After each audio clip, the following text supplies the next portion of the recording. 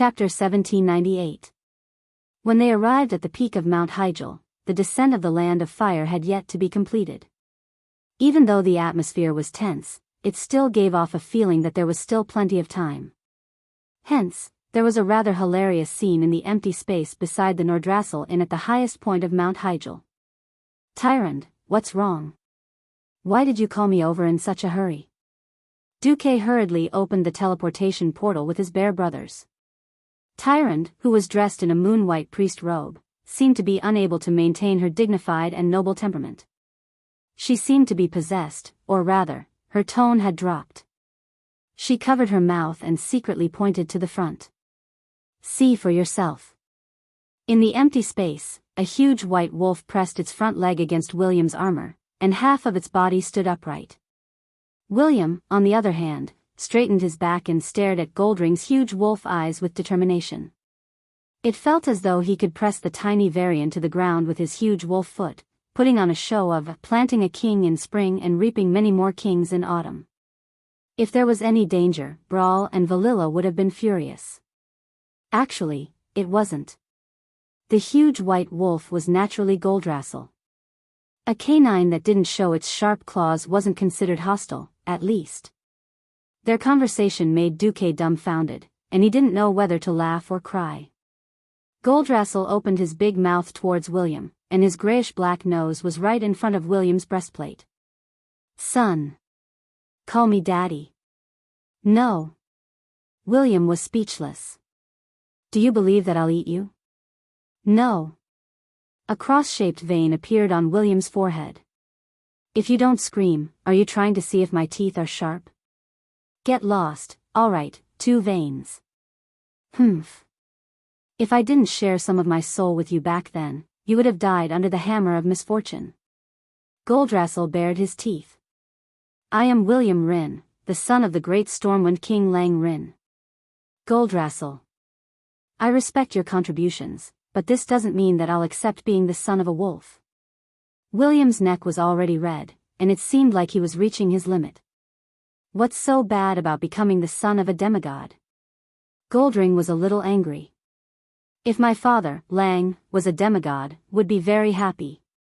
But I am human. It's not a wolf," William said firmly. Acknowledging one's ancestors was, of course, acknowledging the ancestors of the human race. Why did he choose to be a beast instead of a decent human being? William had already considered the bigger picture by not fighting to the death on the spot.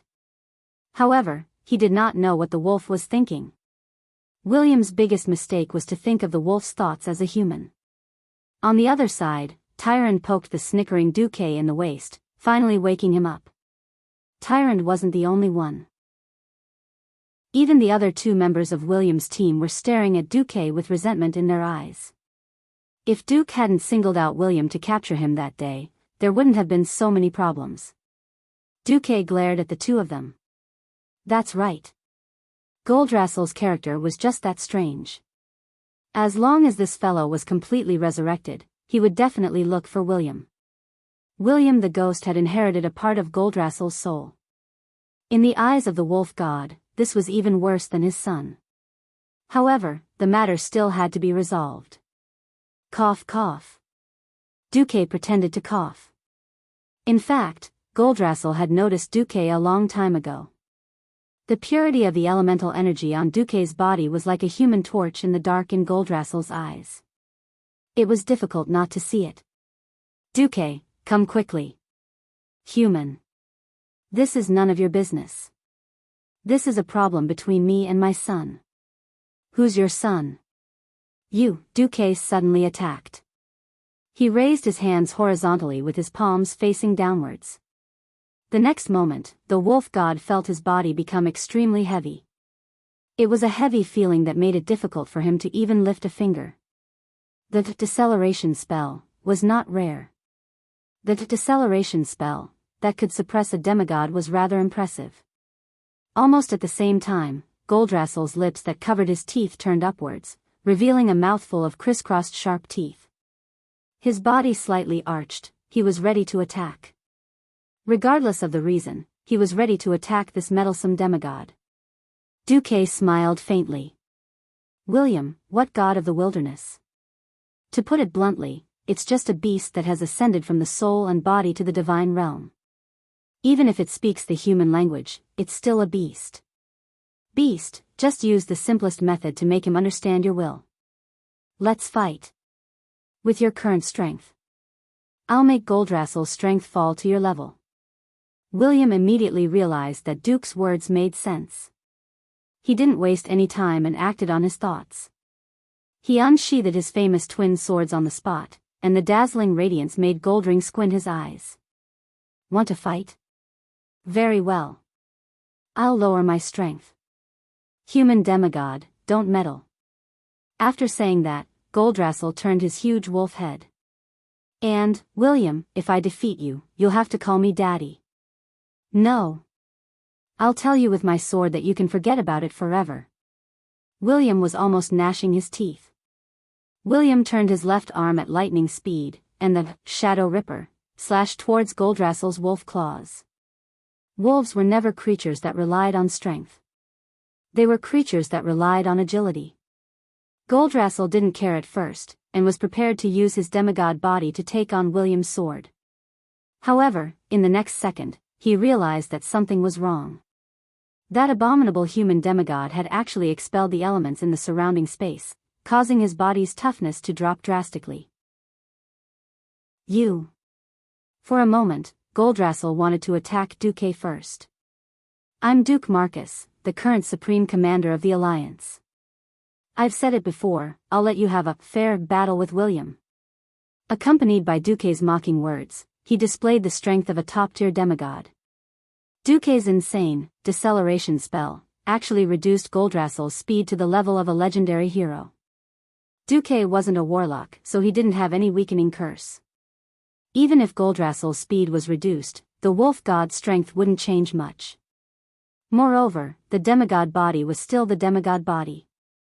But this was enough for William. Even though it was a dual-wielding berserker, he still had the godly special skill, armor penetration. William didn't attack immediately. Instead, he swung his swords and gave Goldrassil 5 stacks of armor penetration. A man and a wolf fought fiercely in the open space next to the hotel. This battle could be said to be chaotic and gloomy. Tyrant frowned. Are we just going to let them fight like this? Duque shrugged. What can I do? When William lost his memory and became a slave gladiator, he accidentally picked up the wolf god's soul fragment and fused it perfectly. Who can we blame for this? Chapter 1799. The relationship between William and Goldring was King messed up. With the bloodline of the Rin family, it was already a blessing for him to be able to become a legendary hero. Goldring's soul fragment definitely played a big part in William's current battle prowess. But William couldn't possibly return to his roots and become a werewolf just because of that. That was why he was stuck in a dilemma. It was impossible for William to return the soul fragment. Duque had long discovered that Goldring's werewolf soul had merged perfectly with the violent version of William. At the same time, the cowardly version of William's soul represented the inheritance of the Rin family. Sometimes, Duque even had the evil thought of asking Onyxia to come over and split William into 2 again. One would be a demigod wolf prince and lead the werewolves. The other would be the king of Stormwind and continue to lead Stormwind. Of course, this was just a thought. If he really did that, there would be nothing left for the old wolf king Jean. And the Stormwind kingdom would also become a weak chicken, unable to recover from this setback. Duque shamelessly brought out beach chairs, popcorn, and other snacks. Together with Tyrant and the rest, they watched the wolf and man vent their dissatisfaction and energy. Overall, William was at a disadvantage. Even though William trained himself to be very strong, the limits of a mortal were clear. As long as he didn't cross the boundary of the divine realm, his physical endurance was limited. Wolves were originally a race with good endurance. In order to hunt, they could chase their prey day and night without rest. Moreover, Duque's deceleration spell didn't weaken Goldring's physique. They fought and roared along the way. Goldring seemed to be stubborn. He preached along the way, bragging about his glorious history in ancient times. In general, it was that his papa was very powerful, that he was invincible in the wilderness of ancient Kalimdor, that he had beaten up demons, and that he was the vanguard of the god of the wilderness. At first, Valilla and Brawl were quite nervous. Later, when they realized that William was at a disadvantage due to his lack of stamina, the shameless blood elf thief suggested that Duque continue to whittle away at Goldring's strength. Duque rolled his eyes. Why don't you just ask me to kill the wolf god? The wolf deity could accept fairness, but he absolutely could not accept being oppressed. Any more and he would fall out with them. In the end, it was Goldring who felt bored. I'm done. I'm not fighting anymore. I'll go back and think about how to teach your stone-headed son a lesson. I'm not your son. William rebuked the wolf god. If I say you are, then you are. I'm not. The story between the wolf god and Varian was more like a small interlude.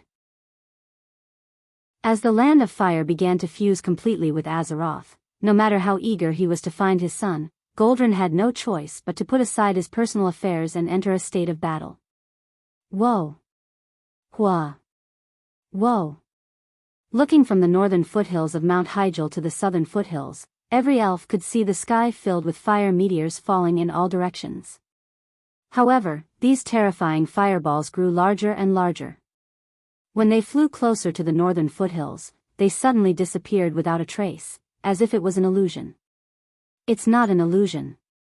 When the space of the Land of Fire fuses with Azeroth, these fireballs will really fly over, Duque said with certainty. Over the past few days, even when the Night Elf Sentinels were on break duty, they looked nervously at the world of fire in the south that was getting bigger and bigger. The only thing that could give them comfort was the flying city of Dalajan, which was hovering above the western side of Mount Hyjal. The Alliance was as reliable as ever. They had sent their city of wizards, and Duque was personally in charge. Only the elements could resist the elements. This was already the strongest combat force that the Alliance could send out. On this day, the direction of the wind changed, and a strong wind suddenly blew in the south. Some sentinels were already screaming. Fire! The fire is coming! The flames in the southern foothills are spreading towards us. Countless elves were alarmed. They rushed out and saw a strange scene that they would never forget in their lives. That was the true meaning of a prairie fire. Countless balls of fire seemed to spread endlessly towards the north, like the light of the rising sun chasing away the darkness. Even though Duque had ordered the Alliance to use bulldozers and logging equipment to chop down a large number of trees, forcibly opening up a fire belt that was more than a kilometer wide between the southern and northern foothills, the fire was still spreading unreasonably. The fire continued to spread unreasonably. With a crackling sound, it spread across the mountainous area that was already devoid of green, devouring everything in its path. The short tree stumps became torches, and the scorched land that had already been stripped of grass was still burning away all the nutrients inside. Then, the sea of fire passed through the fire belt and burned into the dense sea of trees at the northern foothills of Mount Hyjal. The towering trees fell one after another, and countless leaves were ignited. They fell from the branches, and before they could fall to the ground, they were already burned into ashes in midair. Countless sparks were swept up into the sky by the surging flames, and soon, a larger area of the forest was set ablaze, and the cycle started again. No! Our forest. Heavens, how is this any different from the Burning Legion? The night elves wept. Their tears flew into the distance along with their hair that danced wildly in the wind. Tyrant and Malfurion's faces were ashen. In the end, they could not revive the demigod Cenarius before the Land of Fire descended. We can only rely on Duque. Malfurion said in a low voice. Yes. Tyrant looked up at the majestic magic city in the sky, and her gaze turned from unease to determination. He has never disappointed me. In the Dalajan, Duque sat in the largest mage tower in the city. It was a mage tower that the Dalajan had specially built for him, the demigod of the weave. Duque might not even be able to stay in the Dalajan for a day in a year. Since Duque had made the Dalajan and Naxxramas one of the three most important nodes of the weave in Azeroth, he still had to build this mage tower properly. Sitting on the highest floor of his mage tower, Duque sat on a chair that was connected to the entire Dalian city through a magic formation. In a sense, the Dalian city was already Duque's private property, because the entire magic network of the city had been completely integrated into the weave. Duque gently raised his right hand, and his finger drew a line in the air. I said, "This is the border." Duque's seemingly simple whisper was clearly heard by every Dalian mage.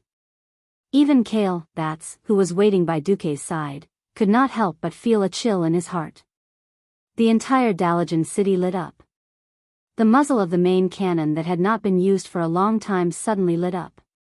It was not the bombardment of the main magic cannon, but it was better than the full power of the main cannon. The purple light that shot out from the muzzle easily tore the earth apart. From west to east, the entire Mount Hyjal was divided into two parts, north and south. It was a terrifying move that ended the surging of the elements, like a wall separating the earth from the earth. All the flames were isolated for no reason. They tumbled and surged, surging and surging. They even seemed to endlessly sweep high into the sky, wanting to break through the clouds and reach the horizon. In the end, not a single flame could surpass the boundary that Duque had drawn.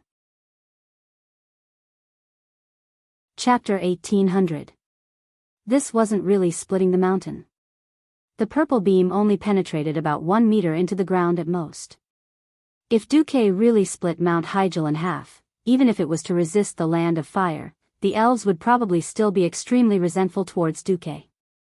In fact, what Duque was really doing was to buffer the exchange of elements between Mount Hyjal and the land of fire. In a sense, the location where the beam split the ground became a new border between the two conflicting dimensions. If Duque hadn't gone through the battle at the Molten Core and obtained Ragnaros's share of control over the fire elements, the shock wave of the fire elements from the land of fire when the planes merged would all affect Duque, the leader. Bearing the escape of a large elemental plane wasn't something a human or demigod could do. Even the entire Dalian couldn't succeed. Bearing the impact of such a huge amount of elemental energy in an instant, even if the entire Dalian put up a magic shield with all its strength, the entire city would be torn apart in an instant. Having control over a portion of the fire elemental energy was an entirely different matter. Other than the fire elements that surged over involuntarily at first, the fire elements that were still rational immediately chose to listen to their master Duque's orders and began to escape to other places. Bastard! Attack! Attack! The angry roar of the fire demon King Ragnaros could be vaguely heard in the entire land of fire. With his roar, the fire elements that had just rushed into the sky and more fire elements inside the land of fire stirred again, ready to sweep over. Shut up! Loser! I said no one can come over. Duque's loud voice resounded in the world. The fire elements were instantly conflicted. Between the two bosses, one had the right to order them, so who should they listen to? I want this world to become purgatory. I want to burn everything in the world. Nothing can stop the descent of the flames. My slaves! Attack! Ragnaros urged the fire elementals. Attack my ass. Go back. Ragnaros is my loser. He has no right to come and fight with me for territory. Duque also roared.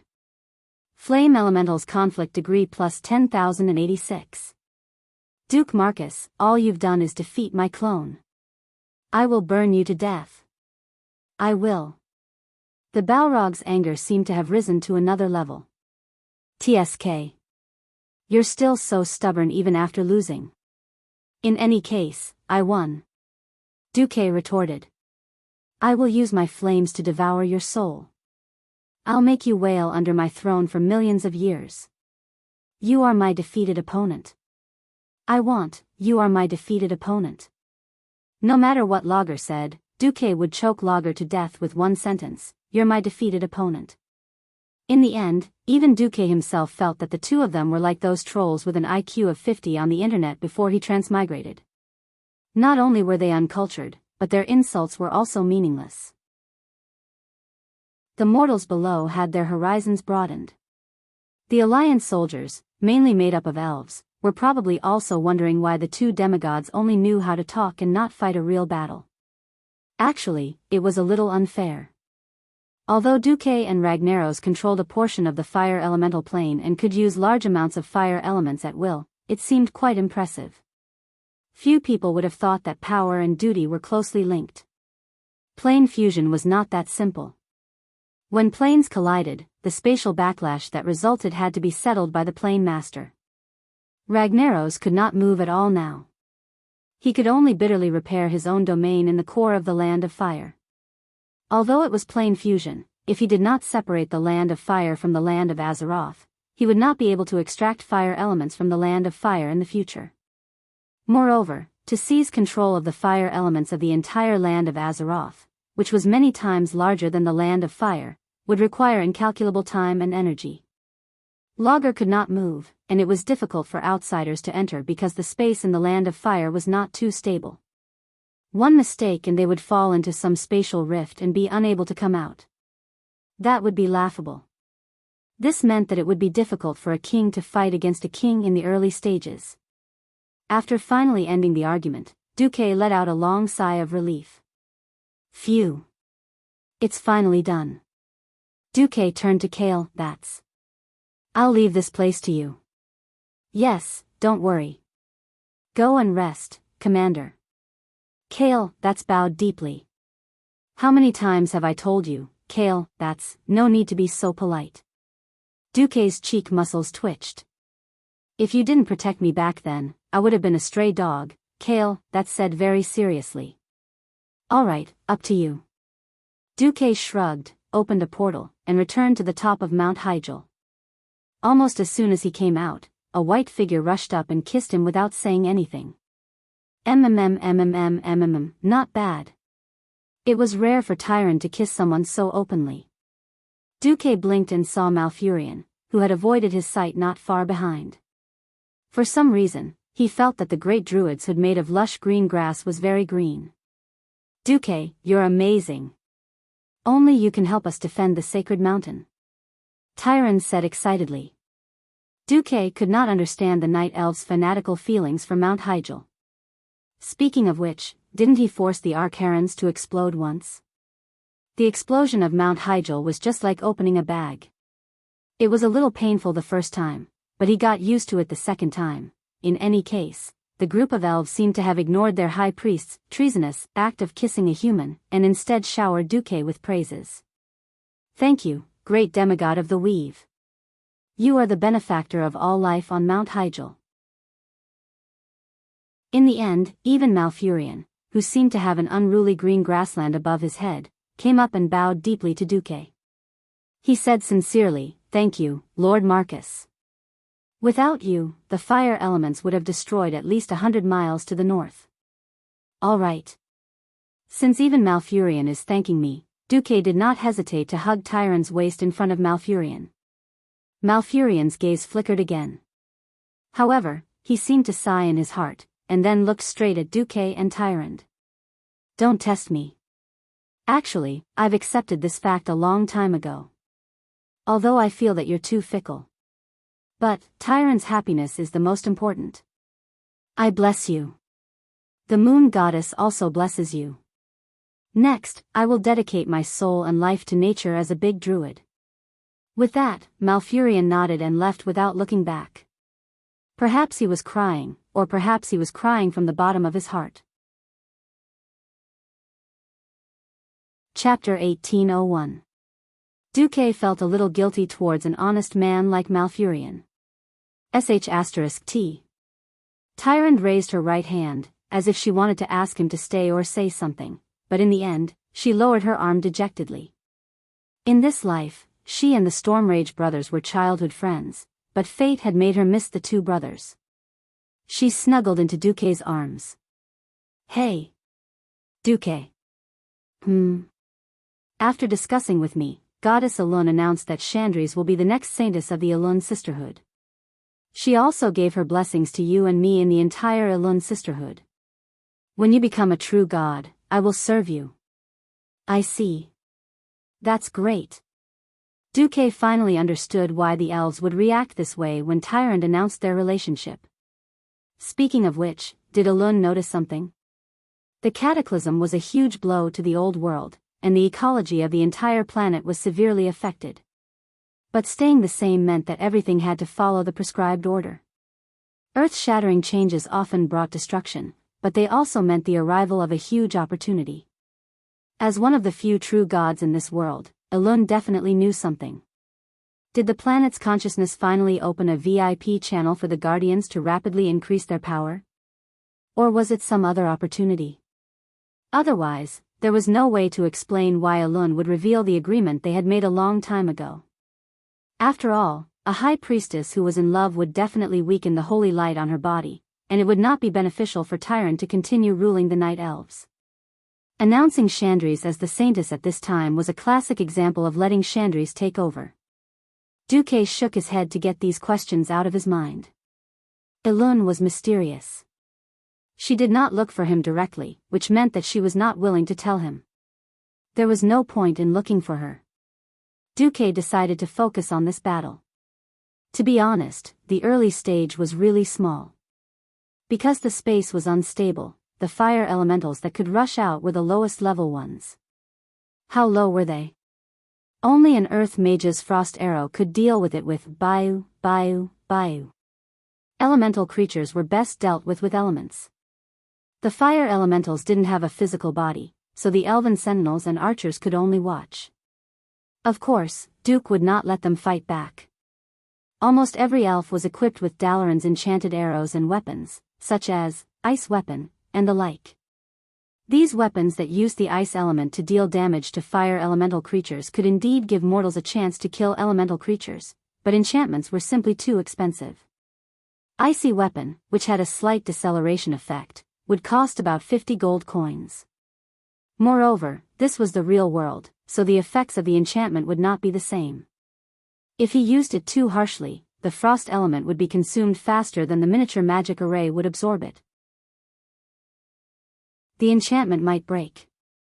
Therefore, the first round of resistance against the invasion of the fire elements became Pharaoh's task. No, it should be called a paradise for low-level mages.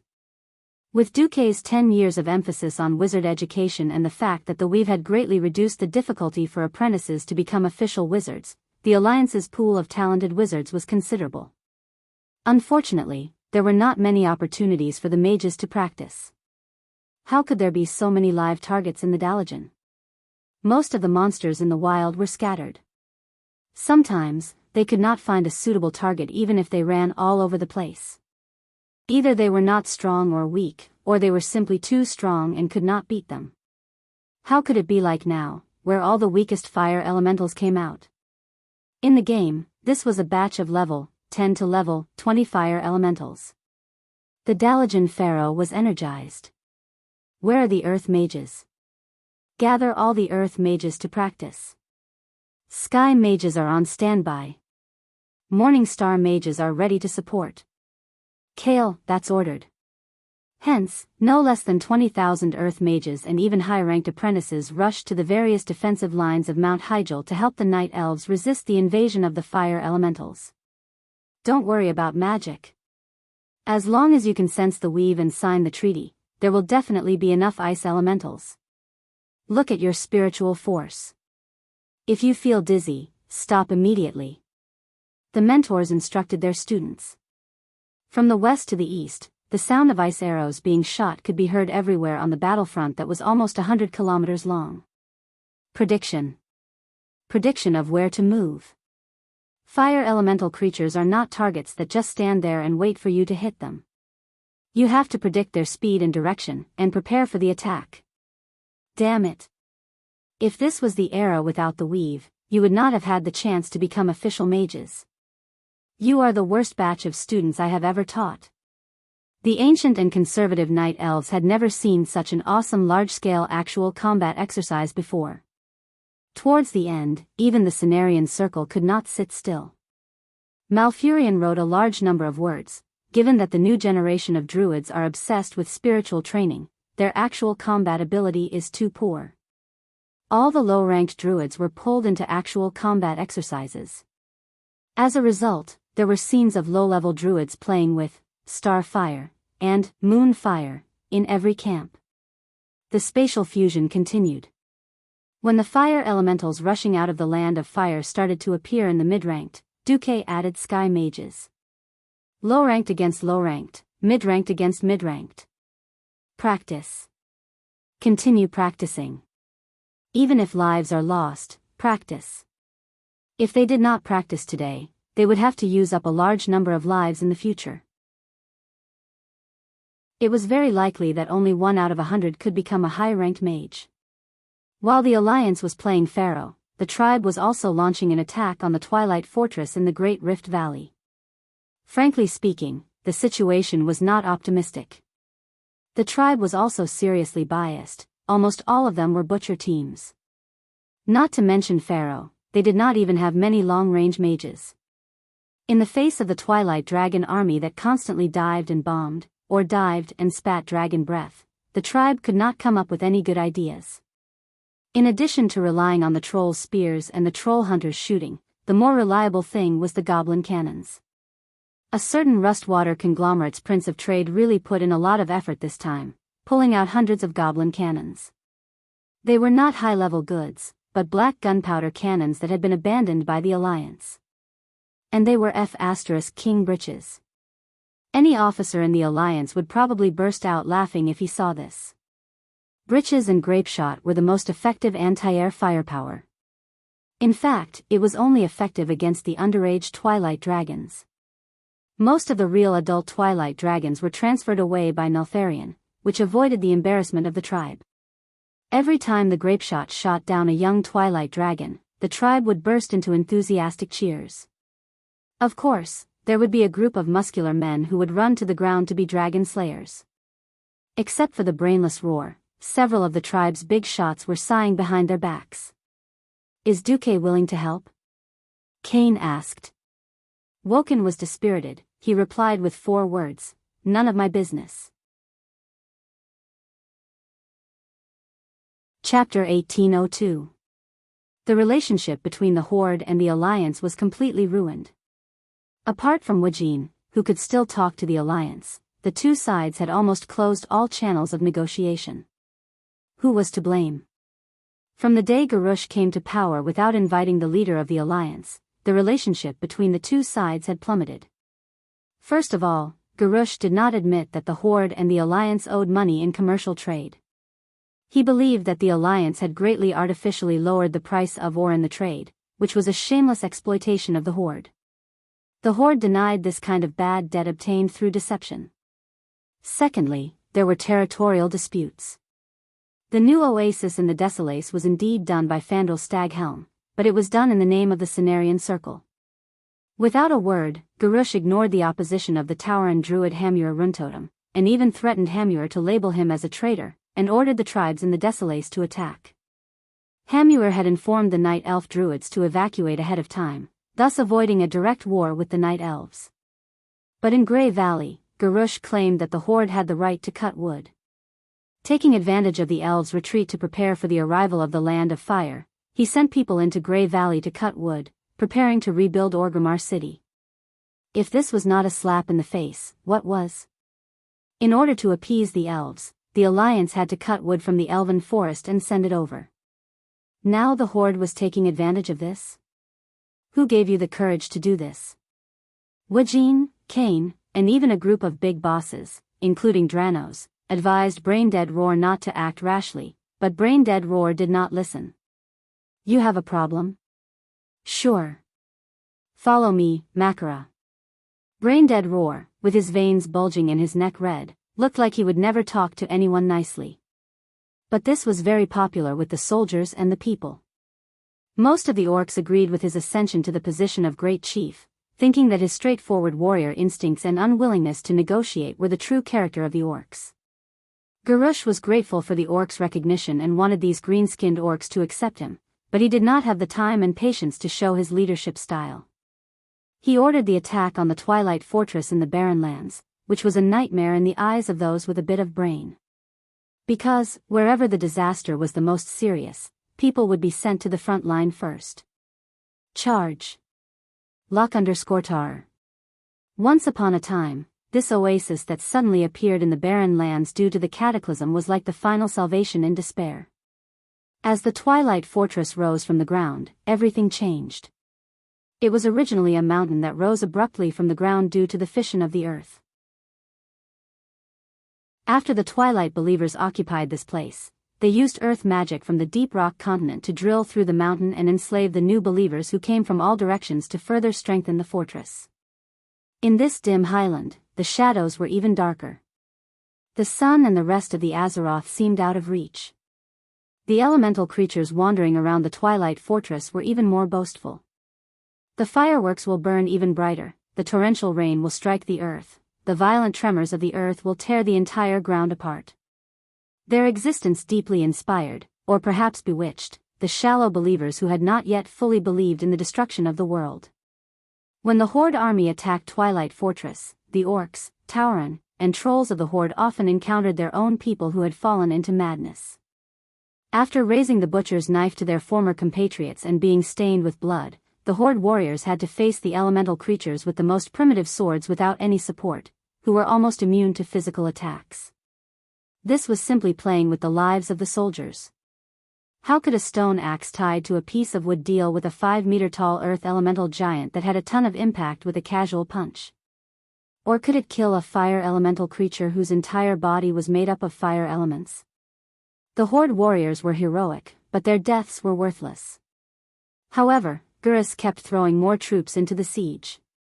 Whichever territory was the most chaotic, the whole family of that territory would be pulled into the battlefield. My father is a great warrior. So is my mother. The brave orc warriors don't discriminate between men and women, Brainless roared. Female orcs were also very good at fighting. This was an orc tradition. Just like Sal's parents, Durotan and Draka, they were also famous for their fighting skills. In this way, Brainless Roar threw all the refugees into a war that was bound to be lost.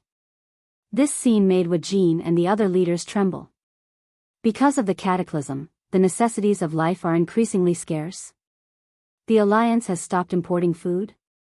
It doesn't matter. In the name of righteousness, we can reduce the population through war. One must know that Sal's goal has always been to make the Horde bigger and stronger, constantly providing living resources for the people to live and reproduce. Gurus did the opposite. If there were not enough resources, then expand, or consume the population through war.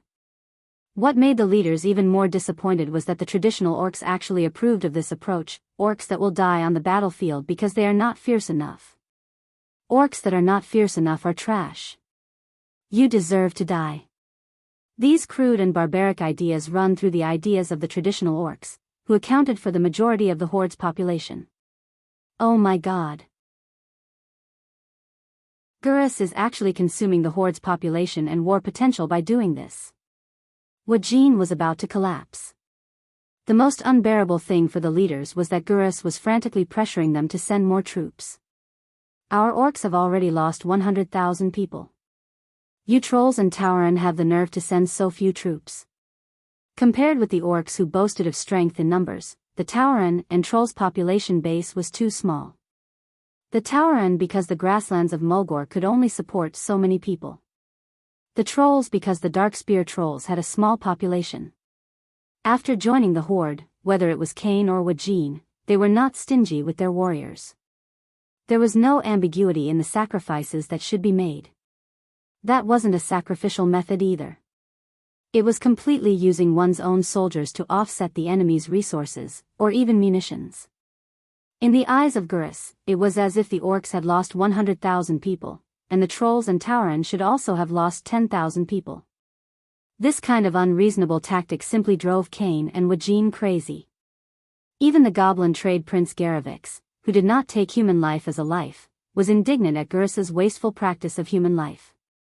Because along with human life, there was also his money. The Twilight Dragon soaring in the sky was simply the biggest nightmare of the Horde. Wajin finally couldn't help but say, Gurus, we can't go on like this. If we don't deal with those big lizards in the sky, it will be meaningless for you to send in all the warriors of the Horde. Chapter 1803. No. The death of the warriors is meaningful. Gurus showed an extremely tough side. With a wave of his hand, a female Tauren appeared. Magatha. It's you? Kane's face showed a little displeasure. Magatha Grim Totem. On the surface, this female Tauren shaman was committed to researching ways to turn the Forsaken back into living people. At the same time, she also served as an important advisor to Kane Bloodhoof, but in fact, she was a typical hawk in the tribe. What was even less known was that she had always wanted to see Kane die. Before Kane unified the entire Tauren tribe and led them to Thunder Cliff to settle down, Magatha had already achieved power in her tribe. As a treacherous and powerful shaman and an extremely biased leader, Magatha had never fully accepted Kane as the chief of all the Tauren, nor did she believe that the Bloodhoof tribe could truly fight for the well-being of all the Tauren and unite them together. Although no one could deny her strength, her wisdom, and her erudition, no one was willing to obey her will except those of her own tribe. Kane brought her to Thunder Cliff in order to monitor her every move and control the spread of the Grim Totem clan's influence. Now Kane was dissatisfied that she had actually mixed up with Gurus behind his back. Magatha saluted Kane and then said to everyone, "The enemy has been paralyzed. They think that the tribe is just a group of weak bugs that they can slaughter. Wing of Death has just transferred 90% of the Twilight Dragons. They must have gone to deal with the Sleeping Dragon Temple and the Alliance." Wajin, Kane, and Dranusha's hearts fell to the bottom at the same time. Up to this moment, the tribe had sacrificed 200,000 people. These 200,000 fresh lives were just for the sake of causing trouble, and then creating an opportunity for the tribe to attack the Twilight Fortress? How cold and cruel was this? If Gurus was only cold and cruel, then when he mixed up with the insidious and cunning Magatha, the effect was not 1 + 1 = 2. Gurus' rough face showed a smile of victory. "What are you waiting for? Prepare to launch an all-out attack. That guy Gruul can't wait." As everyone knew, Sal and Gruul did not see eye to eye. Unexpectedly, when Garush came to power, Gruul, the irascible guy, became like him. "Leave it to me and my little brat." Ever since he came to Azeroth, Gruul could be considered to have a big heart and fat body. He slapped a few female Gorons and raised a few more smashes. The demigod monster Gruul's method of reproduction was very strange. It was more like the division of some kind of power than a normal pregnancy. Within a year, the smallest ones had grown to the same size as their older brothers. Their battle prowess was about the same. On this day, in the eyes of the Twilight believers, the Horde came to die again. The green tide that covered the mountains and plains rushed over, but it was a pity that it would crowd together at a few mountain passes. It was a perfect opportunity for the Twilight Dragon to unleash a round of dragon breath and wipe them all out. These days, there were simply too many orc corpses. The Twilight Dragon didn't even need to go out to look for food. Every day after the battle, it would fly down and devour fresh corpses. It was like a pattern of attack, and the Twilight Dragons didn't feel anything wrong. But when nearly 100 Twilight Dragons began to glide close to the ground and entered the state of swooping dragon breath, the scene in front of them suddenly changed. In their field of vision, more than 100 huge humanoid creatures broke into their field of vision without warning. They couldn't tell what was an illusion and what was real. Instinctively, they launched an attack on the big guys. Whoosh! The violent flames scorched the ground. The orcs that were burned by the flames immediately turned into humanoid torches, wailing and running. After a few moments, they fell to the ground and twitched, and then died easily as usual. But these huge humanoid monsters with rock-wrapped skin were not afraid of the Twilight Dragon's flames at all, showing a mobility beyond the imagination of the dragons. Some of them smashed out huge rocks the size of tanks. Some of them jumped 30 to 40 meters into the air and hugged the flying dragons. They fell to the ground together with the dragons with strange purplish-blue scales and wrestled with each other. The two largest adult dragons stared at Gruul, who was the largest of them all. They also directly served him with flames. Gruul, who was the size of a small mountain, showed agility that was not commensurate with his huge body. He made a sideways movement. Just by standing with his front and back legs, two blazing dragon breaths brushed past him. Behind him, there was a series of explosions that sounded like raging flames on the prairie. The dazzling light of the dragon breath made the surrounding mortals squint their eyes. Only Gruul ignored the shock wave caused by the explosion, and his whole body shot into the sky like a cannonball. The two twilight dragons opened their mouths angrily, raised their claws, flapped their wings, and attacked Gruul from the left and right. However, the unimaginable double acceleration allowed Gruul to pass between the two dragons' mouths and claws. Although it was not a direct hit, the left side of his neck, right arm, and left side of his waist were opened by the dragon claws. There was no blood, because Gollin was a half-stone half-creature. The fatal wound in the eyes of others was just a superficial wound on Gollin. Instead, Gruul grabbed the necks of the two dragons when he passed by. Roar! Caw-caw! The two dragons were thrown to the ground with their bellies facing the sky. Just as they were dizzy from the fall, Gruul made a very exaggerated move. He actually connected the necks of the two twilight dragons and tied a dead knot. The scene was very strange. The powerful dragons that had been wantonly slaughtering the tribal warriors these days became ridiculous toys in front of Gruul, an ancient demigod beast. Gruul stepped on the shoulder of a dragon and pulled the other dragon away with his hand. Because their necks were tied, the dragons began to lack oxygen, and their struggles became weaker and weaker. In the end, when the dragon's neck was pulled to the extreme, it exceeded the limit. Puff! The neck of the first twilight dragon was forcibly torn off. Gruul did not let the other one go. He directly used his giant claws to tear off the dragon's neck that was still connected to the other dragon's neck.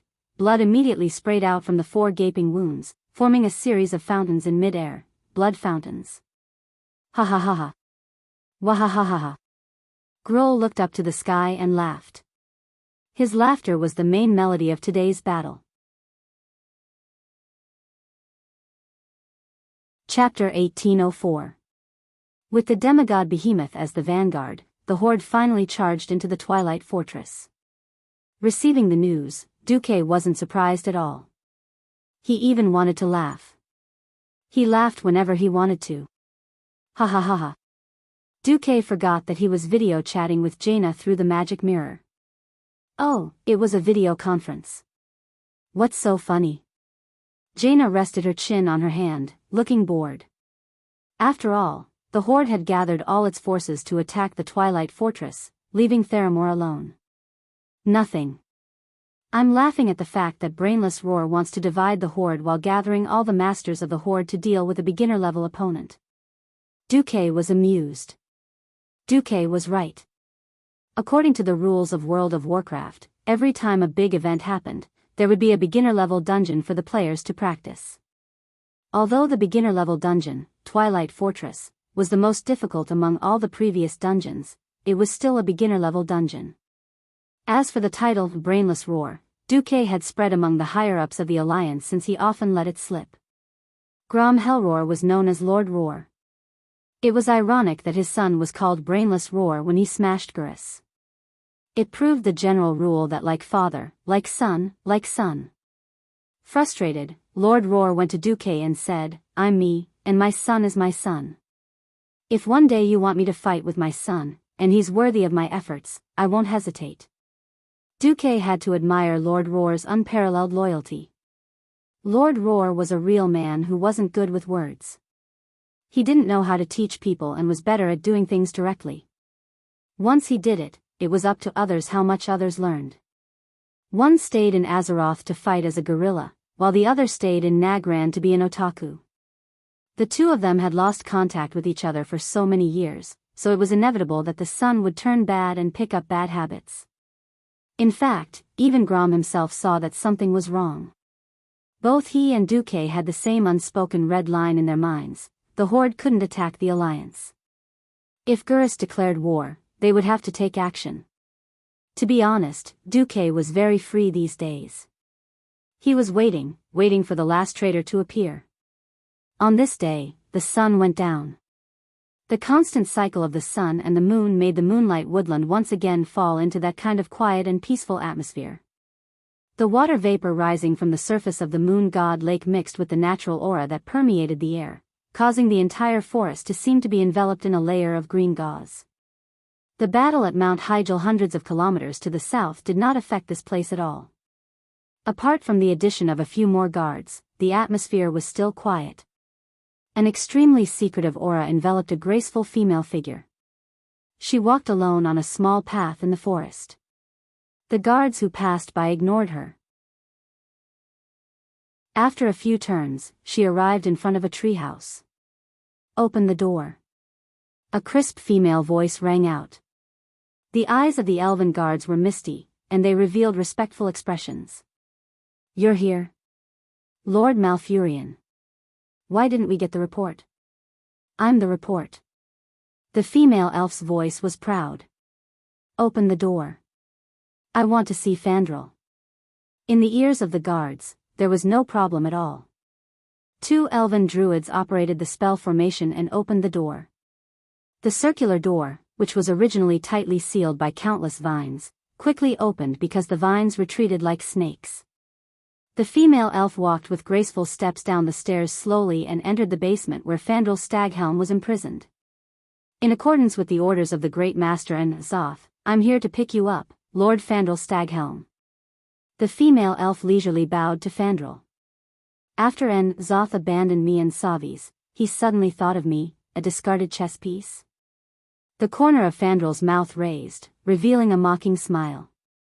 Sensing that Fandral's mood was not right, the female elf hurriedly said, "Master did not abandon you. In fact, Zoth is going to lose." Fandral's confident words made the female elf feel uneasy for the first time. "You." "Ah," the female elf suddenly let out a scream. She jumped forward a big step, completed a 180-degree turn in the air, and pulled out a series of movements such as two swords. Then, she saw the three people who had silently appeared behind her. Her heart instantly sank to the deepest part of the ice abyss. Duke Marcus, Isra, and Malfurion. Apart from Tyrande, almost all the big shots that she did not want to meet had appeared. Duque laughed. "Fandral Staghelm is one of the few strong people in Caldorii. Do you think that we would simply put him under house arrest and not take any precautions?" At this moment, the humanoid Isra suddenly took a step forward. Her face was clearly sullen. "Razor. Why is this happening?" The female elf was suddenly shocked. The shock and fear on her face froze for more than 3 seconds before her expression became extremely ugly. "As expected. Have you found out?" If it was an ordinary infiltrator or traitor, Duque would definitely not alarm Isra and let the great Emerald Dragon Queen come here. This Razor had an identity that outsiders could not imagine. She was an ancient dragon of the Green Dragon Army. If possible, it was best to clean up traitors themselves. Outsiders forcibly cleaning up traitors on their behalf was a serious form of disrespect. The next second, the female elf opened her red lips, and a powerful sound wave mixed with natural elements and wind magic suddenly spread in the not-so-small basement. Wah! It sounded a little like a girl's cry. In reality, it was even more ear-piercing and difficult to accept. However, an attack of this level could not be effective. Razor herself knew that. Almost at the same time as she roared, her entire body rose from the ground and slammed into the ceiling of the basement. She directly smashed through the thick rock layer and the exaggerated compound magic array, broke through the surface, and flew into the air. In a short 3 seconds, she finally used the ultimate transformation spell and changed from a small elf to her dragon form. However, Isra was faster. She quickly turned into a dragon and hovered diagonally below Razor. The dragon aspect was even larger and more beautiful than its opponent. It was as if every scale on its body was made of jade or glass. It didn't waste any more words. With a roar, it spread its green wings and began to fight. The atmosphere of the entire moonlight forest trembled slightly. Isra shot into the air like a sharp arrow, heading straight for Razor. The wind pressure produced by the flapping of the giant green wings almost blew away all the leaves on the surrounding branches. Even though Isra also cherished every blade of grass and tree in the Moonlight Forest, in order to drive the traitor out of the Moonlight Forest, she had no choice but to set off a terrifying storm in a small area. Chapter 1805. Apart from the ancient trees of war and the ancient trees of wisdom, which were beyond the scope of ordinary trees, all the ordinary trees were blown away by the storm. All the trees that were shorter than two people hugging each other were uprooted. The buildings with the typical elven style all disintegrated into countless pieces, like a lovelorn woman tearing apart all the love letters that a man had given her, and they scattered in the wind. He didn't know why, but beautiful things still gave people a sense of beauty when they were in battle. The two dragons collided in midair, and at that moment, the entire sky bloomed with a green glow. It wasn't just a physical battle at the top of the food chain, but also a spiritual battle that mortals couldn't imagine. It was a pity that the battle ended as quickly as it started. The battle in midair was decided in just 5 minutes. Be it in terms of size or spiritual attack strength, Alicerazer was at a disadvantage in all aspects. As Cenarius' adoptive mother, Isra was extremely familiar with the terrain and elemental distribution of the Moonlight Woodland. It could be said that Isra had the advantage of the right time, place, and people. A series of 4 claws and dragon tail attacks made the traitor flustered, and a strong spiritual shock wave similar to Mind Blast caused the traitor's thinking speed to decrease rapidly. Alicerazer finally couldn't hold on any longer, and her movements clearly slowed down for a moment. The massive Emerald Guardian Wyrm seized the opportunity, dodged, and performed an aerial combat maneuver similar to Engerman's spin. After twisting its body in midair, it swooped down and grabbed the traitor's shoulder and neck near the dragon's head. "Sleep forever, my friend. My friend." Isra's soft voice was the final judgment. There were no wounds or pain. It was more like an exile of the soul. Duque could clearly see Alicerazer's soul floating away from her body. Her soul and dragon body had been separated forever. The next second, a beautiful emerald energy ball appeared in the sky and contained the soul that had become beautiful again. The soul that had been purified might very well become a part of the emerald dream forever. The dragon body that had lost its soul slowly descended under the support of a mysterious power. She was even coiled up nicely, as if she had just fallen into a deep sleep. A beautiful death. An ending without any regrets. Duque let out a long sigh and looked down the hole. There, Malfurion tried to persuade Fandral one last time. "Are you still unwilling to wake up?" Fandral shook his head calmly. "I'm very disappointed in this world. If it weren't for my granddaughter, I must admit that I would have thrown myself into the cause of world destruction. Take good care of her for me, this is my last wish. Of course, if you are still afraid that I will betray you, you can kill me. I have no complaints." Malfurion pursed his lips and bit them so hard that they almost bled. His hand gripped the staff tightly, and the protruding veins showed the struggle in his heart. If he killed Fandal, it would put an end to everything. But would he be able to forgive himself in the long years to come? After several hesitations, Malfurion finally made the decision. "I have to take responsibility for my own mistakes. My brother, Illidan Stormrage, was sentenced to 10,000 years in prison for killing his brethren. After he came out, he committed an even greater crime, so he will be imprisoned again." Malfurion pointed at his disciple. "You too. I can't do anything for you anymore. I only hope that one day, you will find your own salvation." With that, Malfurion chanted a spell and sealed the broken underground prison. He ordered the elven warden who had heard the news, transfer him to Maev's Shadow Song. In the sky, Isra returned to his human form and slowly descended to Duque's side. Even though he had successfully taken care of the traitor, there was only a faint sadness on Isra's face. "Thank you, Duque. Please forgive me. I really can't be happy. That's natural. No one would feel good after this." Duque comforted Isra. "Do you know?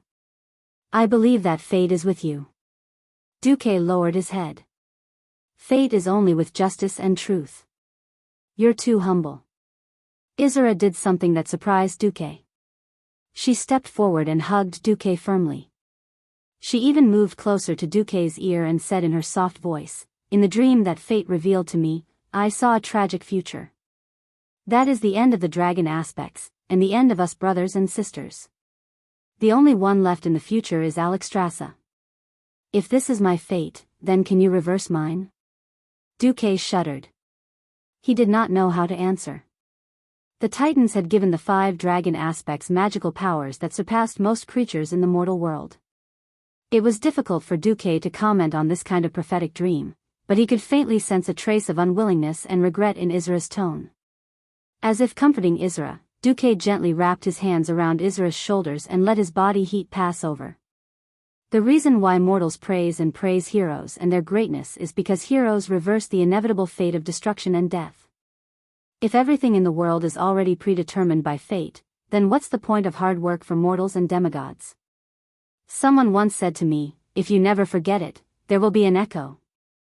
So, having confidence may not necessarily win, but without confidence, you will definitely lose.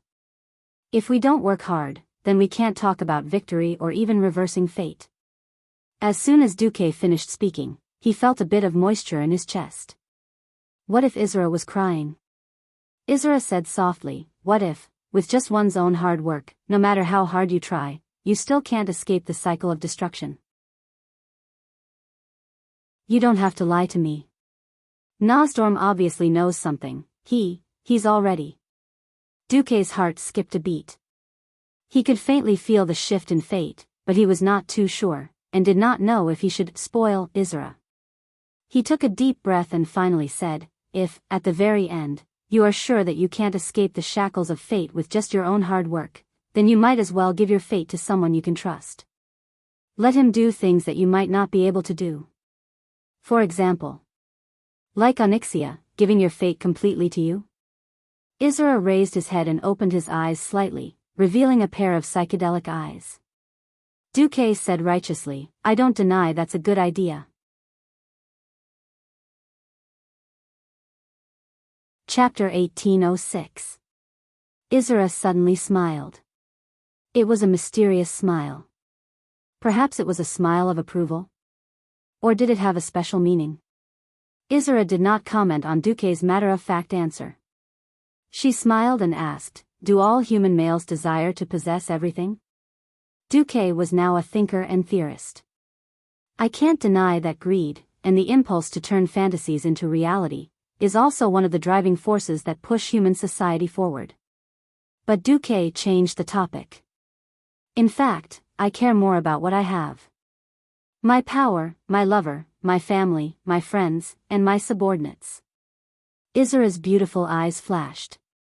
If that's the case, how are you different from those ambitious, ancient gods who desire to occupy all of Azeroth? Duque boasted shamelessly. If there's a difference, it's that I don't mind sharing this beautiful world with more beings. I think that the world is very big, and other than the Burning Legion and those damned ancient gods, there are no species that cannot coexist. And I will protect everything I have and save the world at the same time. Isra smiled brightly. The smile seemed a little sly, but Duque felt that the smile was very pure and beautiful. It was like the first time he met Princess Kalia. Isra seemed to be thinking, her left index finger pointing at her delicate face. She looked distressed.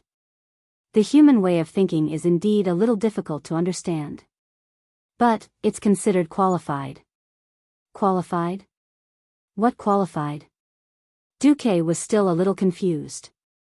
Duque did not even realize that he had fallen into a trap. In the system notification 3 minutes ago, there was a clear line of words, host, you have suffered an unknown mental attack from Isra, human. Since the host has defined Isra as a firm ally, the host has automatically given up resisting this mental attack. You have the truth special effect. In the next 3 minutes, everything you say will be true. Duque was still blinking like a dumb goose. Isra began to close her eyes. She smiled, and this time her smile was really bright. The power of the gods will eventually disappear completely, and mortals will begin to control the fate of the world. I used to wonder if it was appropriate to leave fate to mortals. But now, it seemed that it was worth a gamble. All right, Duque, if I really have nowhere else to go, I will consider relying on you. I look forward to that day. Isra left, leaving Duque in a daze. By the time Duque was back to himself, Malfurion had already approached him. King Isra has left? Let's go. Right? Malfurion was also stunned by Duque's incoherent answer. Mr. Marcus, are you all right? I'm okay. Duque patted his face and tried to recall what had just happened. It seemed like his memory was a little blurry. Fortunately, he still had the system genie, which he put down in the system high speed. Duque finally knew what he had just done. He almost broke out in cold sweat on the spot. Holy shit. Isra set me up without saying a word. In Duque's heart, tens of thousands of alpacas were galloping wildly. No.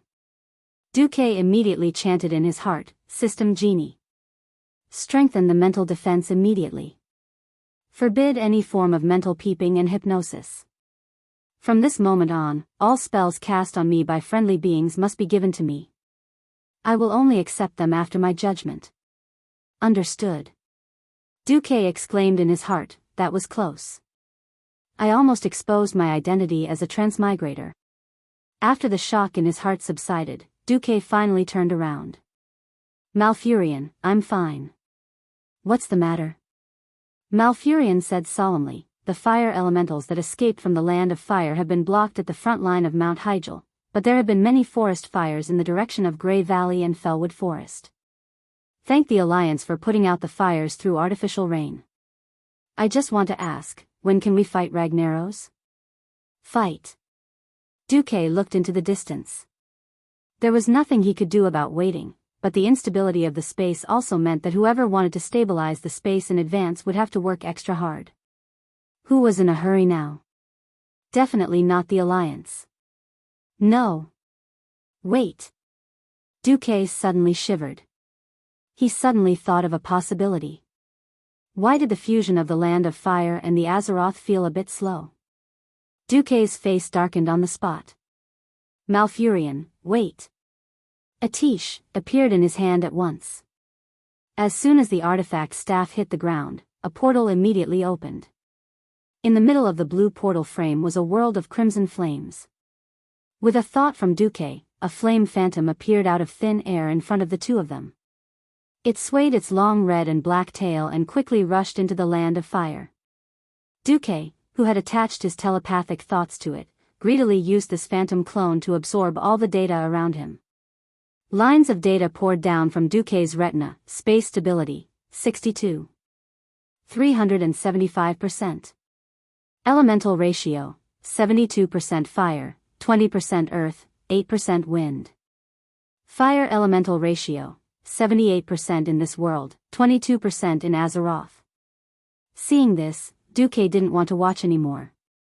At this time, he finally understood why the fusion of Ragnaros' Land of Fire was so slow. It was slow enough for the Alliance to recruit a lot of novice mages to train. The Alliance was already so obvious, so why would Ragnaros let it go? If he was as hot-tempered as he was in the past, he would probably have hurriedly stabilized the space and rushed out. In the end, Ragnaros' actions had a lot to do with Duze changing history. According to history, Ragnaros was defeated by the heroes of the mortal world in the Molten Core, but it wouldn't really hurt him. Because it was a clone, even if it was defeated, the divinity would return to the original body. Duque's approach was completely different. He didn't just demolish the house, he also confiscated it. Back then, he even stole the divinity of Ragnaros' clone. No matter how hot-tempered Ragnaros was, he would definitely be extremely vigilant against a guy who really stole his divinity and even kidnapped his subordinates. In addition, the cataclysm this time was ultimately led by Enzos, the ancient god. Although Ragnaros was obsessed with the grand goal of destroying the world, he was still very careful when facing his old rival, Duque. The biggest flaw was the ratio of the fire elemental. The fire elemental was not like the wind that could be seen everywhere. The wind would drift everywhere, but the fire would not. How many fire elemental elements were there in the entire world? Where was the largest fire elemental element? The answer was obvious. The ratio of fire elemental elements was not high, and most of them were under the Earth's crust. So, during this period, Ragnaros had actually been secretly extracting Azeroth lava. Chapter 1807. In other words, Ragnaros had purposely stabilized the space in the Land of Fire to a certain extent and then left it alone. The world itself had the ability to repair itself. If it could not resist the integration of the Land of Fire, which had a close relationship with the main world, then it would change from resisting to accepting. Even if Ragnaros did not rush the integration of the space, Azeroth itself would incorporate the Land of Fire into the map of the world. This was why the Alliance could leisurely train their troops, and the number of fire elemental creatures that emerged from the Land of Fire increased steadily. After thinking this through, Duque was a little exasperated. F***CK. You hit a snake all year round and get bitten once in a while. He had always used his transmigrator memories to trick people, and finally, he had almost been tricked instead. Duque felt a little embarrassed and angry. It was no wonder. His impression of Ragnaros had always been a very violent and fierce man. Who would have thought that a fellow like fierce Zhang Fei would be so scheming? As expected, with N'Zoth around, did the Fire Demon King who had never been afraid also learn bad things? The only good thing was that it was not too late. Duque put one hand on Malfurion's shoulder and sighed. The space in the Land of Fire is not too stable yet. But considering that the Night Elves may suffer further losses, I agree to hold a throne meeting to discuss the matter of attacking the Land of Fire in advance. Thank you so much. Malfurion was so touched that he was crying. He did not know that there would be so many twists and turns when Duque sent a phantom over. He simply thought that it was to test the stability of the space. Who knew that if they did not attack first, Duque would have to face the Fire Demon King who had recovered and gained control of part of the fire element of Azeroth and had become even more powerful. For Duque, whether it was the Fire Demon King Ragnaros or the Tidehunter Neptulon, their divinity was something that Duque had in mind. If one wanted to break into the true divinity realm, arcana, fire, and ice elements were the absolute foundation. Anyone who dared to compete with Duque would be attacked by Duque. Just as Duque held an emergency throne meeting to discuss how to kill Ragnaros, the Horde's attack on the Twilight Fortress reached its most brutal stage. If they were attacking other targets, the tribe might compromise. They might even choose to give up after suffering heavy losses, just like when they attacked the Scourge army last time. However, traitors were not to be tolerated. Around the Twilight Fortress, it was literally a river of blood, a mountain of corpses, and a sea of blood. In order to take down Gujar, the traitor, even Garush, the great Orsist, allowed the Forsaken of Drinos to resurrect the corpses to produce more Forsaken to join the war. The Twilight Fortress was indeed invaded. After the invasion, the tribe found that the Twilight Fortress was a fake natural maze. There was even a part of it that was connected to the Deep Rock continent. The dragon slayer Gruul was hit as soon as he entered. The cunning twin-headed ogre Gujar dug a hole for Gruul. Gruul fell directly into a subspace between the Deep Rock continent and Azeroth. The sharpest arrow of the Horde was taken care of. The battle once again fell into a tug-of-war. Gujar summoned a large number of earth elemental creatures and built the interior of the Twilight Fortress with many twists and turns. Every day, the terrain would change to different degrees. This damned fortress had become a flesh mill, greedily devouring the lives of the Horde. The only fortunate thing was that there was no longer a Lich King. The Horde mistakenly believed the news of the Alliance. All the resurrected soldiers were the Forsaken, not the damned Scourge army. This reduced the losses of the Horde.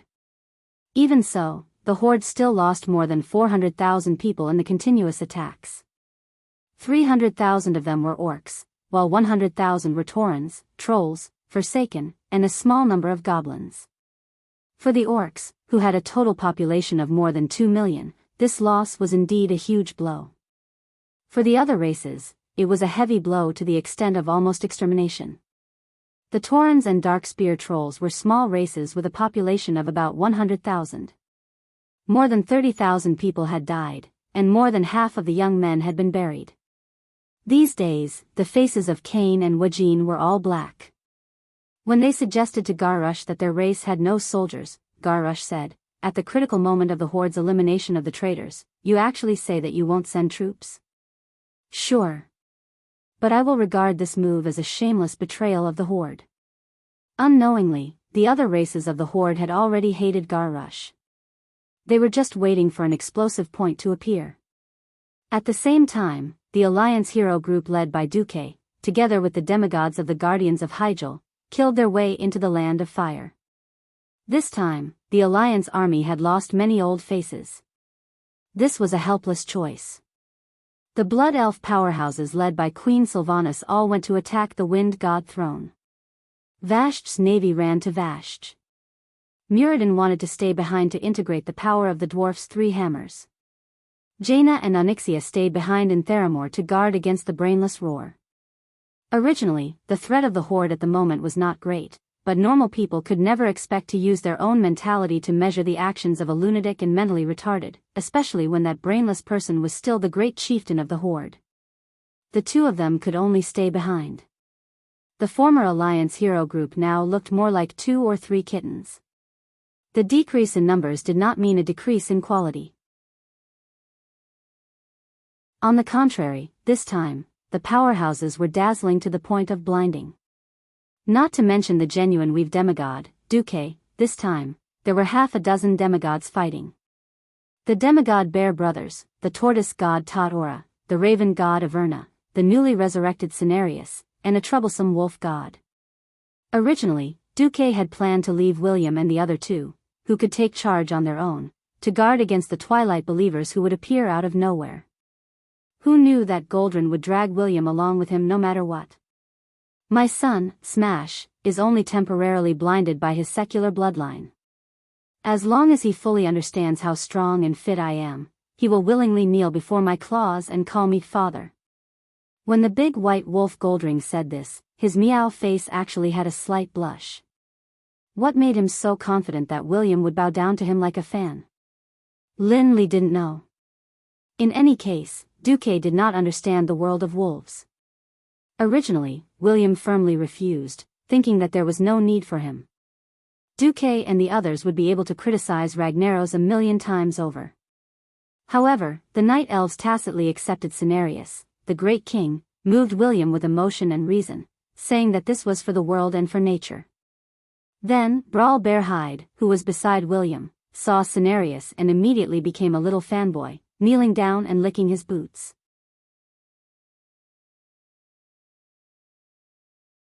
Chapter 1808.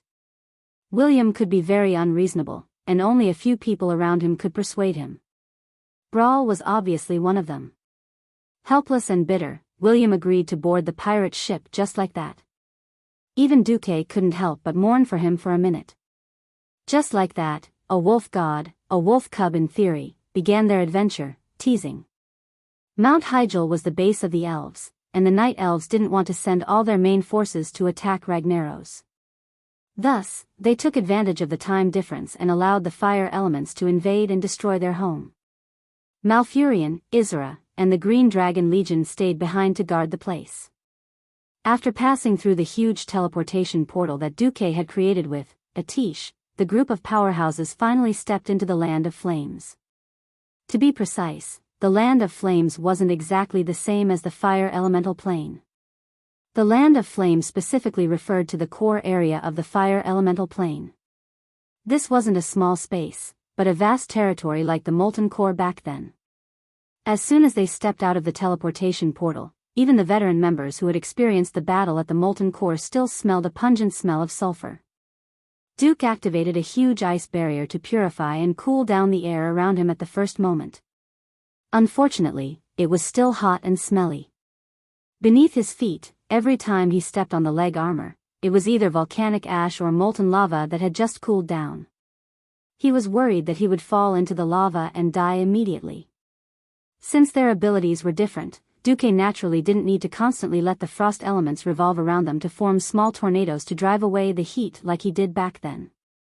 Looking out from the shield, it seemed as if there was a thin layer of white film that didn't affect one's vision too much. Looking out, there was a crimson sky above the mountain range that represented the horizon. There weren't any real clouds in the sky, and what was rolling in the air were all violent fireballs. Countless fiery meteors fell from the sky of the land of fire. Meteors broke through the fiery clouds and fell to the ground. It was a scene of doomsday. If one's elemental sensing ability was strong enough, he or she would be able to clearly discover that behind the cloud-like fireball, an active volcano in the south was spitting out pieces of fire elemental mixture from time to time. It was this mixture of earth and fire elements that was sprayed into the air. Then, under the almost spontaneous guidance of the land of fire, it flew to various empty spaces with rich fire elements. Looking at the burning meteors dragging long trails across the sky from all directions, blooming with dazzling light, the resurrected Cenarius had a grave expression. As expected, Duke Marcus's judgment was correct. Ragnaros pretended that he hadn't finished the integration, but in fact, he had already begun to extract the fire elements of Azeroth. He was producing new fire elementals. These new elemental lifeforms would combine the advantages of the fire elemental plane and the Azeroth plane. They would possess even greater vitality and combat strength. We must hurry. I can roughly sense where the enemies are. They are all demigods. Why don't we split up and attack from different directions? In the past, the god of the wilderness had been led by Malorn. Malorn wasn't around, so naturally, his son, Cenarius, was the leader. Unfortunately, ever since Cenarius had personally used his life to prove the universal law of like father like son, dog like son, and been chopped to death by Grandpa Roar's axe, Duque really didn't have the guts to let him face the enemy alone. Although demigods could resurrect infinitely, there was a cooldown. If their souls were destroyed or corrupted by evil cultists, they would be resurrected as evil gods. Duque sighed. There's no rush. I have a spy here. Let's wait for him to report the situation. Spy? How long do we have to wait? Cenarius was puzzled. He had just resurrected, and he had died before the Night Elves had joined the Alliance. He was actually quite unfamiliar with Duque. Duque was someone who had even planted a spy within the Burning Legion. In the distance, it seemed that something had lit up the fire clouds in the sky, causing the bottom of the clouds to turn from scarlet to a golden red. What is that? Chandris pointed into the distance with her sharp eyes. It's a fire eagle. Those who fought Thun back then, each of you will have one, William said casually before summoning the fire hawk in front of Goldring. The wolf god's mouth was wide open, and he couldn't close it for a long time. In front of mortals, he could be proud of himself. Unfortunately, he was also one of the ones who was behind in terms of information. In fact, after being resurrected in his complete form, the amount of information he had to face was already huge enough. The first thing the elves told him was definitely the terrible situation they were facing at Mount Hyjal. They didn't brag to him, telling him how powerful the Alliance was and how they had already stabbed 2 ancient gods to death. William finally felt relieved, and directly poured out a pile of epic weapons from his space bag. As a king, the best way to show his military achievements was, of course, to defeat a certain powerful monster or evil god. Although William joined the Alliance of Heroes a little late, he had been with them since the Molten Core period. This is the first time I killed Ragnaros' doppelganger. This is the time I dealt with the Black Dragon Prince Nefarian. Varian showed off his spoils of war to Goldring as if he was counting his treasures. The wolf god was dumbfounded. On the other side, the continuous screams of the fire eagles could be heard, but no one bothered to listen to them. Although there seemed to be a lot of fire eagles, it was a pity that they were weak just by looking at their small size. They formed a dense formation like a swarm of locusts and rushed over while screaming, bringing with them a blazing turbulence. They met a tragic end. Duque only put a fire shield on the outer layer of the ice shield, and these fire eagles crashed into the shining fire shield and turned into a stream of fire. The essence of the fire eagles was still the fire element, so they crashed into the shield and died worthlessly. Then, they decomposed into the most primitive fire element and were absorbed by Duque. A demigod who controlled the elements was just that unreasonable. This time, other than the Bear Brothers, the demigods of the wilderness finally changed their opinion of Duque. Suddenly, a wave of fire approached them from afar. "Be careful. It's a fire demon." Goldring was very nervous, and he immediately bared his teeth. "I can feel a strong aura. It's definitely an enemy demigod." Raven god Iwena's current appearance was a little like a harpy. To be precise, she had a human body and the white limbs of a bird. She had a very sexy human body, but her wrists turned into wings and her ankles into a pair of claws. She flapped her wings and wanted to fly into the sky to scout for everyone. Suddenly, she realized that the atmosphere was a little strange. Those mortals didn't seem to have any intention of making a move. It's okay. It's that guy Executus. He's Duque's subordinate." William couldn't help but indirectly help Duque.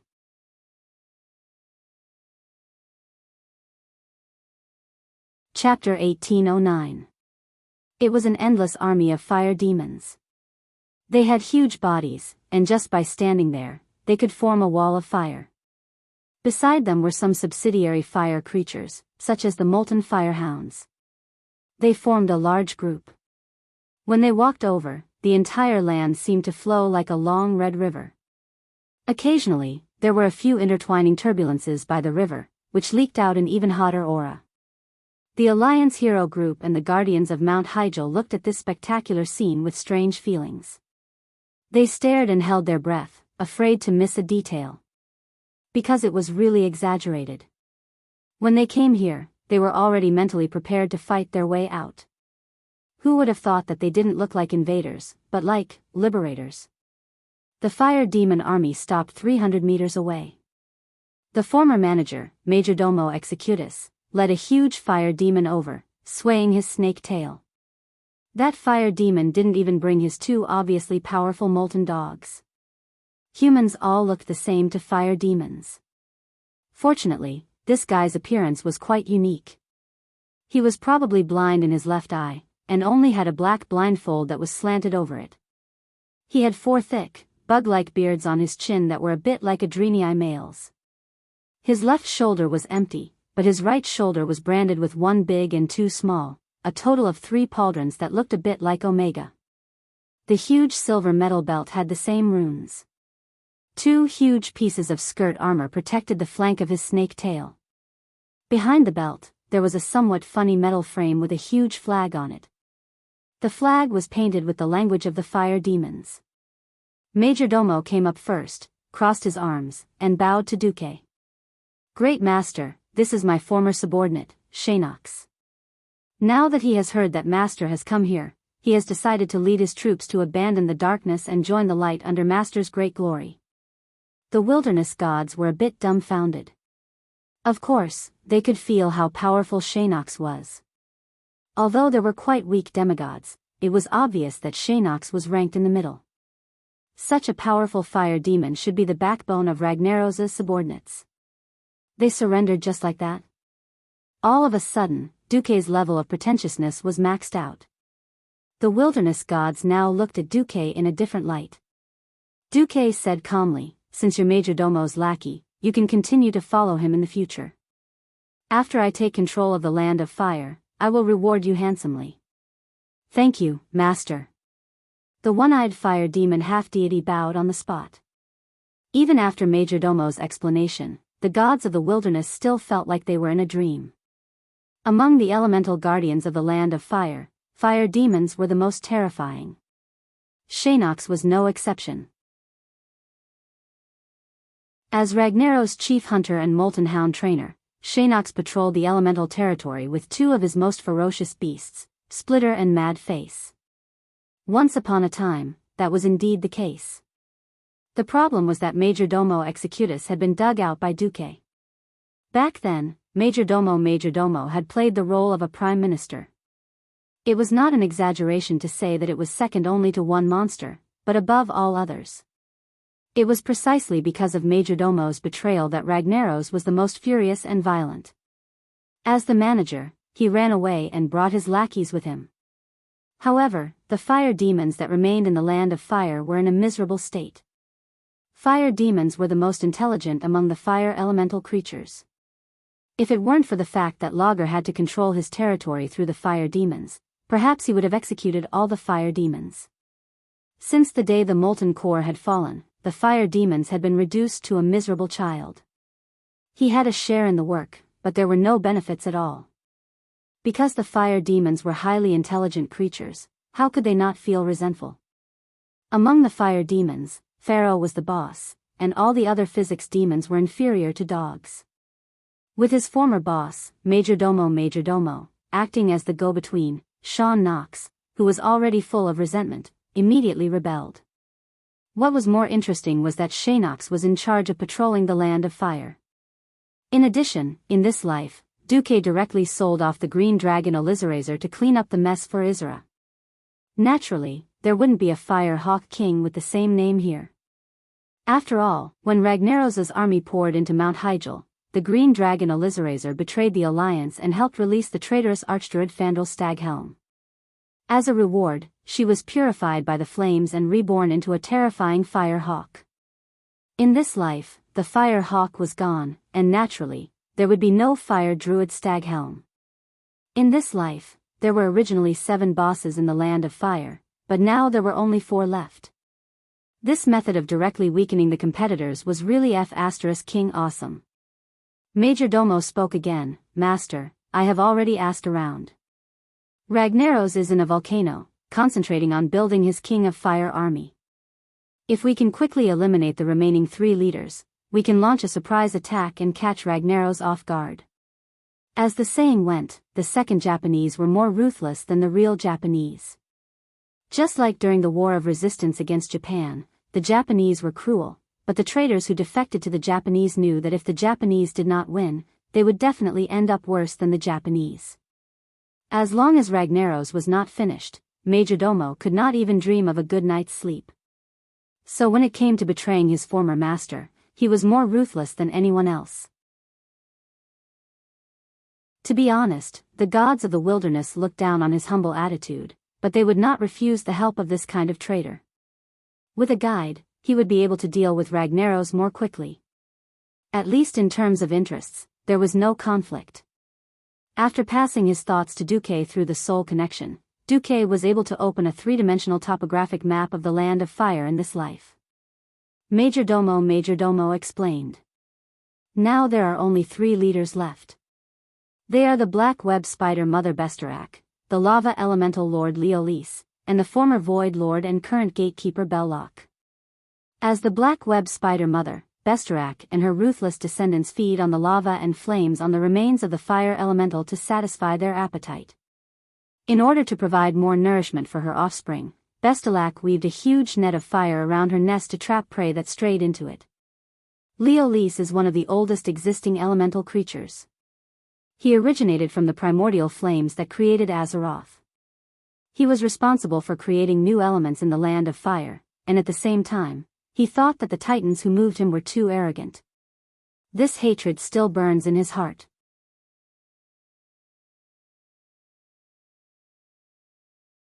Chapter 1810. In the elemental war of Azeroth in ancient times, Belloc rose to fame as a ruthless warrior. Now that he is trapped in the land of fire, he has become increasingly irrational. Few elementals dare to disturb him, for fear that they will be sacrificed to his desire for battle. After Majordomo briefly introduced the experiences, strengths, and abilities of the 3 leaders, the allied forces fell into a brief silence. Duque did not speak, but he was actually letting them pick their own opponents. This was called the allied forces, but in fact, Duque was quite annoyed. Because the god of the wilderness and the others had never cooperated with the alliance at all, and neither side was willing to submit to the other. Perhaps they were indeed very strong, but relatively speaking, they also had bad tempers. Because they were all existences that had stepped into the realm of gods, even if they did not feel that they were superior to others and that all mortals had to worship them, their tone had a sense of transcendence. They would always say things like, "Without us fighting back then, Azeroth would have already been destroyed," and whatnot. It was fine to say it once or twice, but it was annoying to say it all the time. What was even more intolerable to Duque was the doctrine of the Logia. Cenarius actually asked Duque if he could completely remove the fire elements from the original vicinity of Mount Hyjal after controlling the Land of Fire, or change the location of the Land of Fire, so that Mount Hyjal could be restored to its original lush forest. When Duque said that he did not have the ability to separate such a large plain, Cenarius suggested that he could shut down the mines and factories of the Alliance, which would pollute the environment. As they talked, he said that logging was not a good idea. He heard that a lot of trees had been cut in the elven forest.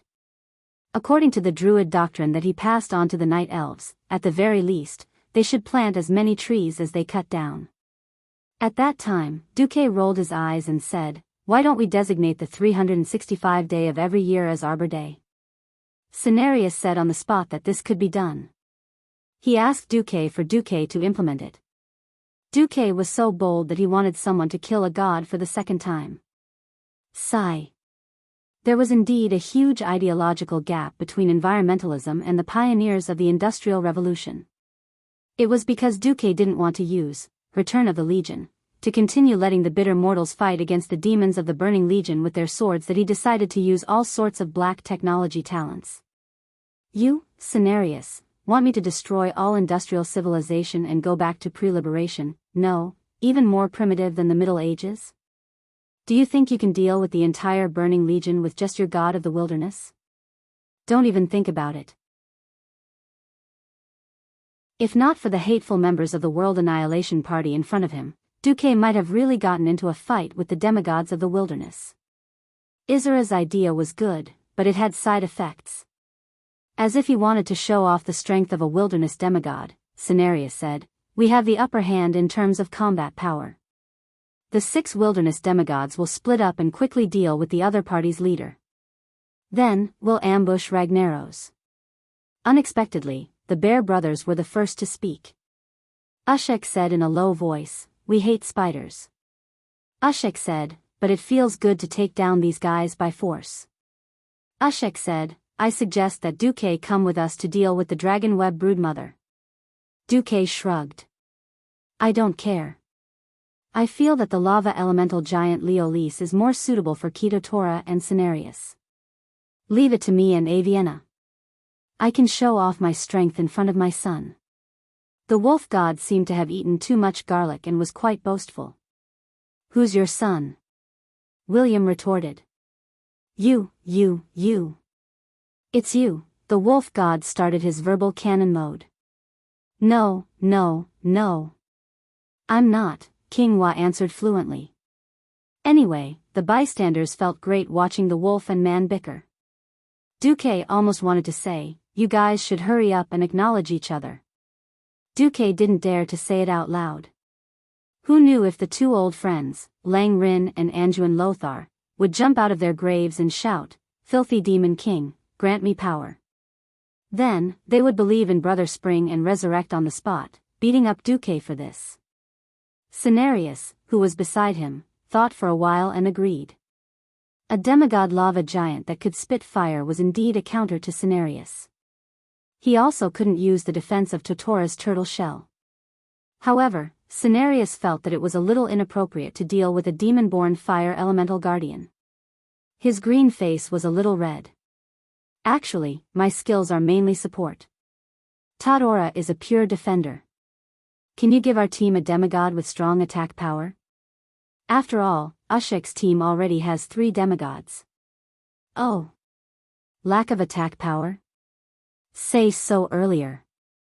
I have a mortal under me who reincarnated into a hero spirit. His attack power is definitely top-notch. He once killed a demigod." As Duque spoke, the smile on his face became more and more strange. Cenarius didn't know that it was a trap and immediately agreed. "Okay, then let him come to my team. But let me say this first, I don't want mortals who are too weak." "No problem. I guarantee that he's strong." Duque patted his chest. "Then, come. Grom, get closer to Lord Cenarius." When Lord Hal strode out of the void with his axe, Cenarius's expression was very interesting. The Alliance experts suppressed their laughter and didn't dare to laugh. They were afraid that if they did, they would laugh like pigs. Duque didn't say a word wrong. His attack power was so high that even the gods were amazed. He killed an abyssal lord with one axe and didn't even gasp for breath. He was indeed a mortal reincarnated expert. Lord Howl was dead, but he turned into a hero spirit after his death. It was even more true that he had killed a demigod. If the one he killed was not Cenarius himself, everything would be perfect. Cenarius's face turned green. Well, that's what his face looked like. The demigod's mouth twitched for a long time before he finally burst out in anger. Duke Marcus, are you deliberately humiliating me? Or are you not sincere in cooperating with the god of the wilderness? Faced with Cenarius's anger, Duque was not the least bit afraid. Or rather, it was Duque who had detonated this contradiction bomb. If history had been as it had been, Israel would have no problem resurrecting so many wilderness demigods at once. In the original situation, when Enzos had invested so many demigod enemies in one go, he would have done his best to increase the strength of the righteous faction. In this life, Duque had appeared out of nowhere and had helped the Alliance and the righteous faction to accumulate a number of demigods. Israel's actions seemed to have increased his strength on the surface, but in reality, he had buried a huge contradiction. That was the battle between the nature faction and the industrial faction. Just looking at the number of demigod experts, the nature faction would definitely have the most. The problem was that Duque and the mortals had other ideas, which directly led to disharmony. The biggest contradiction was who had the final say among the demigods.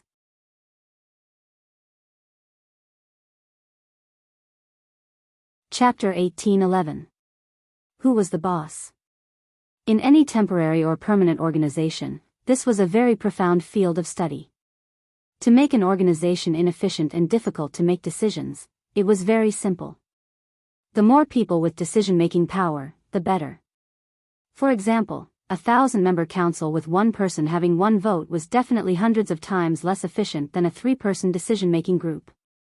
On the contrary, a centralized organization controlled by only a few people was definitely the most efficient. However, efficiency did not equal correctness. Therefore, in the history of Earth, countries controlled by certain tyrants or wise monarchs were either strong enough to sweep away the surrounding countries, or they declined and soon perished. The only reason why the alliance could be as strong as it was today was that the leader was Duque, a transmigrator. In the eyes of ordinary people, the leader had an extremely bright appearance, but few people could understand their bitterness.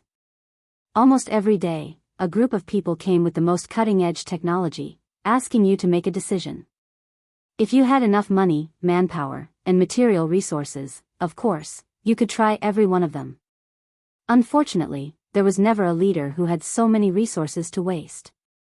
On Earth, Edison had used more than 6,000 kinds of materials and experimented more than 7,000 times, but he failed again and again.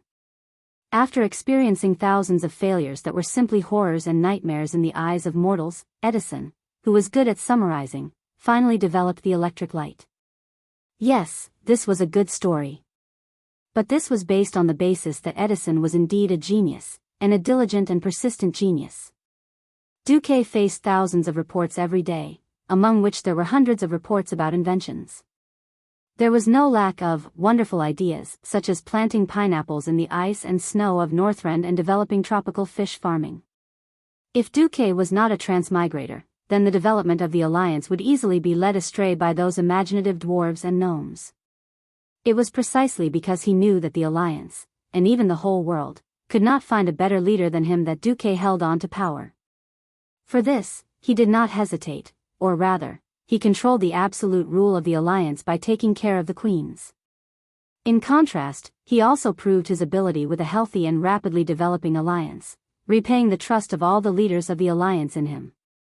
Unfortunately, the appearance of the gods of the wilderness would undoubtedly impact Duque's authority. More importantly, Duque knew that this group of violent Azeroth Greens would definitely lead Azeroth into the gutter. Moreover, when Cenarius and Master Roar had clashed, other than the widely circulated version, there was also a secret that Master Roar had revealed himself.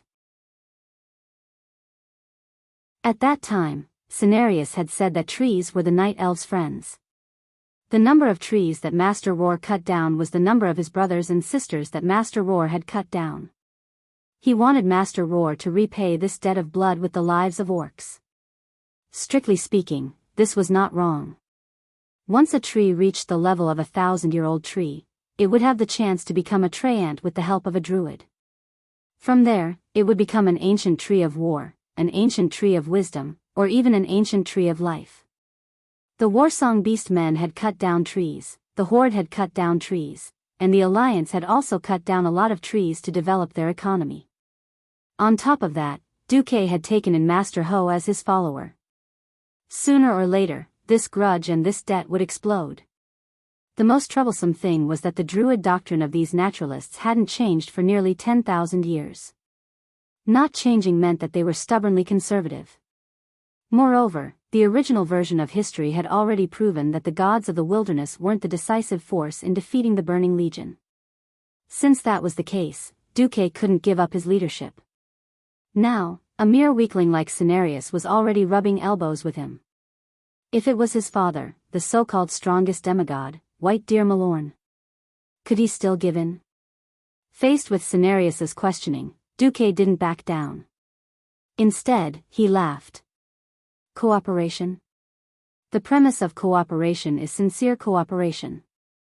You have to thoroughly consider both sides' combat strength and specialties to come up with the most suitable plan. You can't fight for credit, holding up the so-called cooperation in order to show off your strength. In reality, you're just holding us back. Cenarius was angry. You're saying that our god of the wilderness is holding you back, Duke Marcus? Duque raised 2 fingers. First, you can't represent the will of all the gods of the wilderness. And back then, the leader of the gods of the wilderness was your father, Malorn, not you, Cenarius. Cenarius couldn't catch his breath, and he looked like he was about to die from anger. Secondly, before your god of the wilderness returned, my team and I did a better job than all of you. We have already destroyed Thun and Yogg-Saron, overturned Ragnaros once, and killed the traitorous Earth Guardian dragon, Nesario, once. I'm better at dealing with these opponents than you are. So what, in the ancient war? Cenarius subconsciously boasted. Unexpectedly, Duque immediately interrupted him and raised a 3rd finger. Although I'm a little sorry, the fact is that when you were fighting on the battlefield, it was me from 10,000 years ago who sneaked into the Burning Legion and blew up Sargeras' portal, as well as his largest stronghold in the Twisting Nether. Oh, I also killed Archimond once. So in terms of merit, all of you gods of the wilderness combined can't compare to me. Duque's words were reasonable, and he had to be convinced. Cenarius choked, and what made him even more upset was that the other gods of the wilderness actually nodded in agreement with Duque's words. Duque was right. The god of the wilderness was just a name, and they had never been a true whole. Those who advocated nature were actually only his line. Duque concluded, our enemy is very powerful. In addition to Zoth this time, I can foresee that Yashaji will also come out and cause a big incident. In the future, the Burning Legion will definitely return again. History has proven that the god of the wilderness alone cannot achieve complete victory. Wasn't the victory of the past the result of the dragons, the god of the wilderness, and countless mortals working together? We need to unite all the forces that can be united. For this, I didn't even hesitate to form an alliance with a tribe that was once hostile, because this is the only way to fight against an increasingly large and powerful enemy. If you hold on to the narrow path of nature and hatred now, how will you coordinate the righteous forces of the entire Azeroth in the future? At this point, Duque had already secretly changed the concept and laid the groundwork for Cenarius. What else could Cenarius say? He suddenly didn't have that position. As long as Cenarius was dealt with and the political alliance of the god of the wilderness was dissolved, when Duque controlled the power, even if Malorn revived in the future, he wouldn't be able to shake Duque's leadership.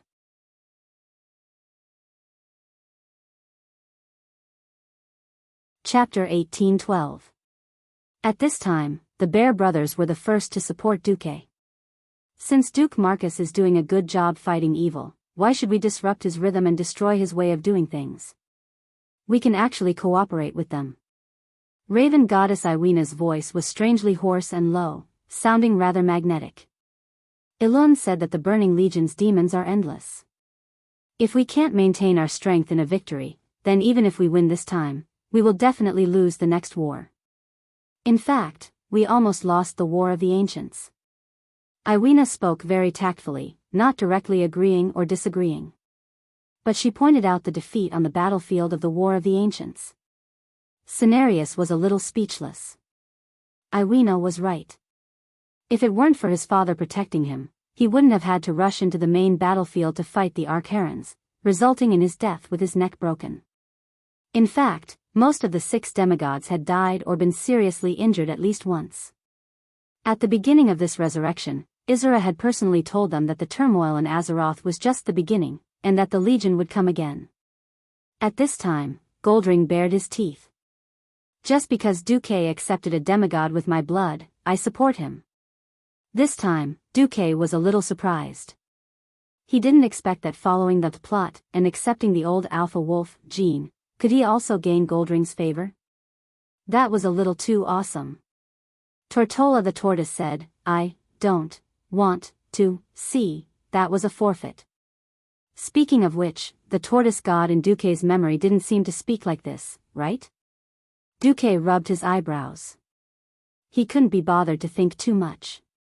Ever since he appeared in this life, he had simply destroyed the original work and made many historical events unrecognizable. Even the mother of history couldn't recognize him. It had been a good plan to resurrect the 4 demigods and then organize a counterattack, but now it was Duque leading a team to trample on the field. Duque noticed that after Isra resurrected these demigods, he didn't force them to obey Duke Marcus's command.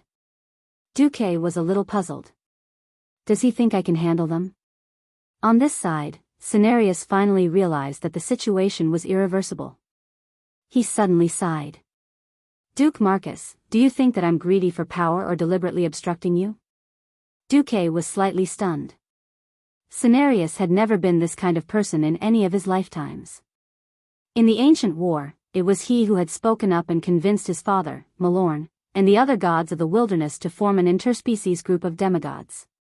But in the war, the commanding authority was given to Jared's Shadow Song of the Night Elves.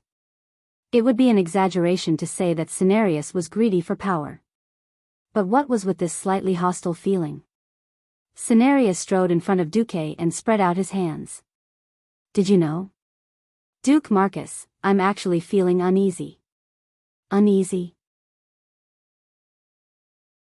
Think about it. In the ancient war, so many experts and countless mortals sacrificed their blood and lives to resist the Burning Legion. But in the end, you were the only one who achieved supreme fame. Duke Marcus. We, who fought bravely on the front lines, became a cover for your actions. Duque raised his eyebrows. He was a little unhappy, but he didn't say anything. That's right. In terms of results, your actions of infiltrating the enemy's rear and overturning the Burning Legion were very noble. Mother agreed to your actions, but that doesn't mean that I can accept that Father and I became the main force of the feint. Father even sacrificed himself to save me. So, ever since that time, I've never liked you, the great hero of the ancient war. Cenarius took a step forward, his huge body approaching Duque. Duque wasn't afraid at all. With a thought, a pillar of fire rose under his feet and lifted him up, allowing him to rise until he was at the same level as the 5-meter-tall Cenarius.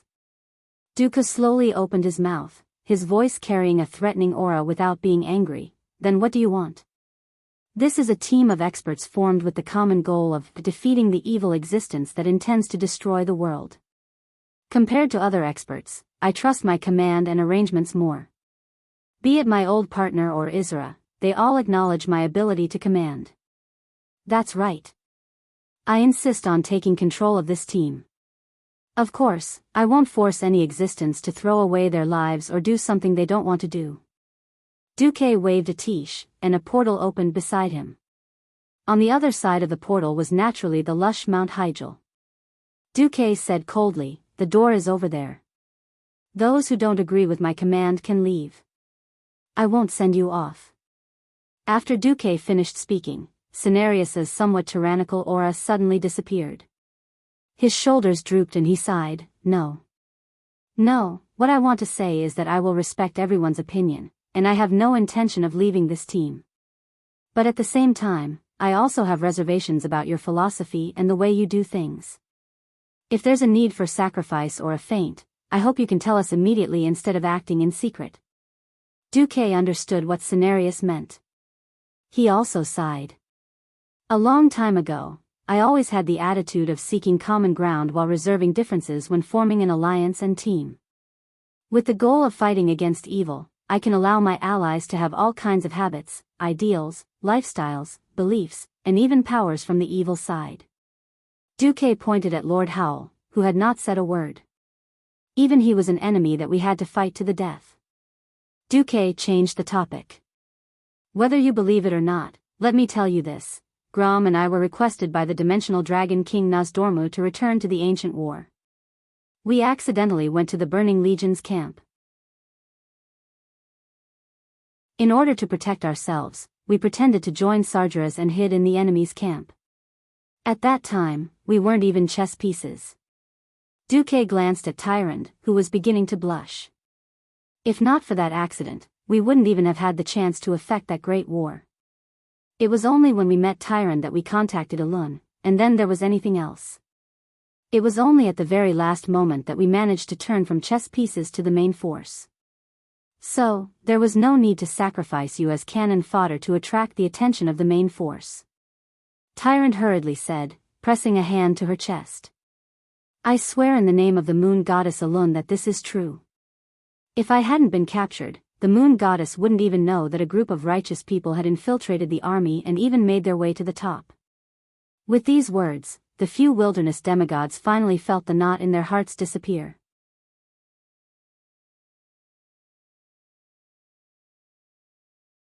Chapter 1813.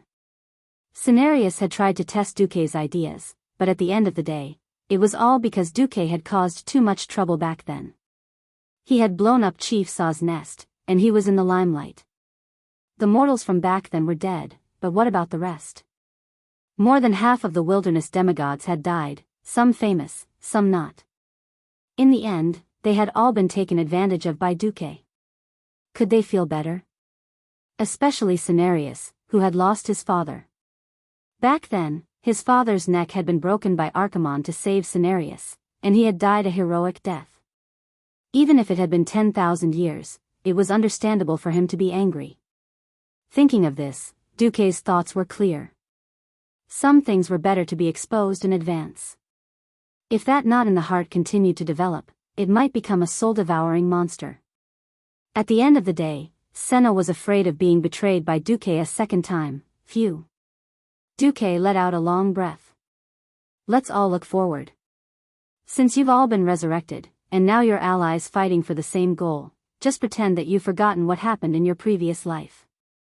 This, pretend that you've forgotten, was really clever, and the facial muscles of several alliance bigwigs twitched secretly. Duque was clearly telling Cenarius, it doesn't matter if others believe it or not, you have to believe it first. Duque pulled the burly Lord Howell over and said to Cenarius, since you're in this group, you're giving your back to the other party. Grom, are you willing to give your back to Cenarius? Lord Howell was an honest man, and he didn't hesitate. I cut you back then because I was a tribal warrior. Now I believe you because we have a common enemy. I won't apologize. If you're unhappy with me, we can fight again after the war. Let's fight if we're real men. That was what Lord Howell meant. Cenarius's eyes almost rolled back in his head. In fact, there were many kinds of gods. The ones most known to mortals were, of course, those with the ultimate killer moves. For example, the white deer god Malorn had the famous body of the white deer. His body shone with a pure and holy white light that could directly turn low-level demons into ashes and blind high-level demons. In a sense, it was the combination of a long-lasting flash grenade and Ashbringer. Unless it was a high-grade void overlord or one of the army's 3 heavyweights, any demon could be trampled to death by Malorn's hoof. Another example would be Elun, the demigod's mother. Although she rarely made a move, one could tell how powerful she was from her priests, Starfall. There was nothing Starfall couldn't deal with. If there was, then he would use too. If there were more, then there would be no end to it. In any case, the world would be bombed until the nuclear core was flattened. But Duque had heard of a legend that when gods gave birth to a child, they would split their divinity and fuse it together to bestow a child. After splitting the divinity, he wouldn't have that power. So, whether it was because Malorn and Alun were stingy or something else, mortals thought that Cenarius could fight, carry, and heal. In fact, Duque, who was familiar with history, knew that Cenarius was a relatively rare support-type demigod. Thorn Halo, Entangling Roots, Tranquility, he didn't even have a single attack skill that he was best at. They were all support-type or healing-type. If he really had to fight Lord Howl, who had returned to his peak, it would be a pity that he couldn't just use half an axe. In the past, he had used one axe to cut him, and now it was still one axe. This kind of tragedy of being killed with one axe. Sigh, talking about it would make one cry. Cenarius's mouth moved for a long time, but he still couldn't let out a fart. Duque knew that he was in despair. Anyway, looking at Cenarius's constipated expression, Duque felt really good. Cenarius admitted defeat, and Duque took the lead. There was no need to chase after him. After all, they were in the same trench. Duque said calmly, "I have personally witnessed the power of the Burning Legion, which is why I have sacrificed the environment to improve the industrial level. However, I will seriously consider the idea of sustainable development." What was sustainable development? Cenarius was dumbfounded, but it sounded pretty good. The doctrine of nature hated mortals who abused natural resources and destroyed trees that could be left for future generations. Now, with Duque's sustainable development, he was immediately hooked. He looked around and found that they were in enemy territory. They had actually wasted a lot of time just now. If not for the fact that the patrol leaders were on their side, something might have happened just now. All right, when we go back, I will find you to listen to the idea of sustainable development. Now, let's deal with the enemies first. I will listen to your instructions, Cenarius said. Duque narrowed his eyes. Actually, these enemies are far from that troublesome and can be dealt with quickly. Leave the dragon web mother to me. I will go show my new subordinates my strength. The Alliance heroes come with me. As Duque spoke, he glanced at the fire demon hunter Shanox, who hurriedly lowered his head, and then said, "The Bear Brothers and Avina will deal with Lord Leolis. The rest of the demigods will deal with Gatekeeper Belloc." Understood. The main force split into 3 groups and set off. As a true fire elemental plane, the first reaction of mortals when they walked here was heat. It was heat that transcended time and space. There was a limit to the cold. At the very least, under normal circumstances, there was no such thing as cold that exceeded absolute zero. But there was no limit to the activity of molecules, so the temperature could be thousands of degrees, or even tens of thousands of degrees.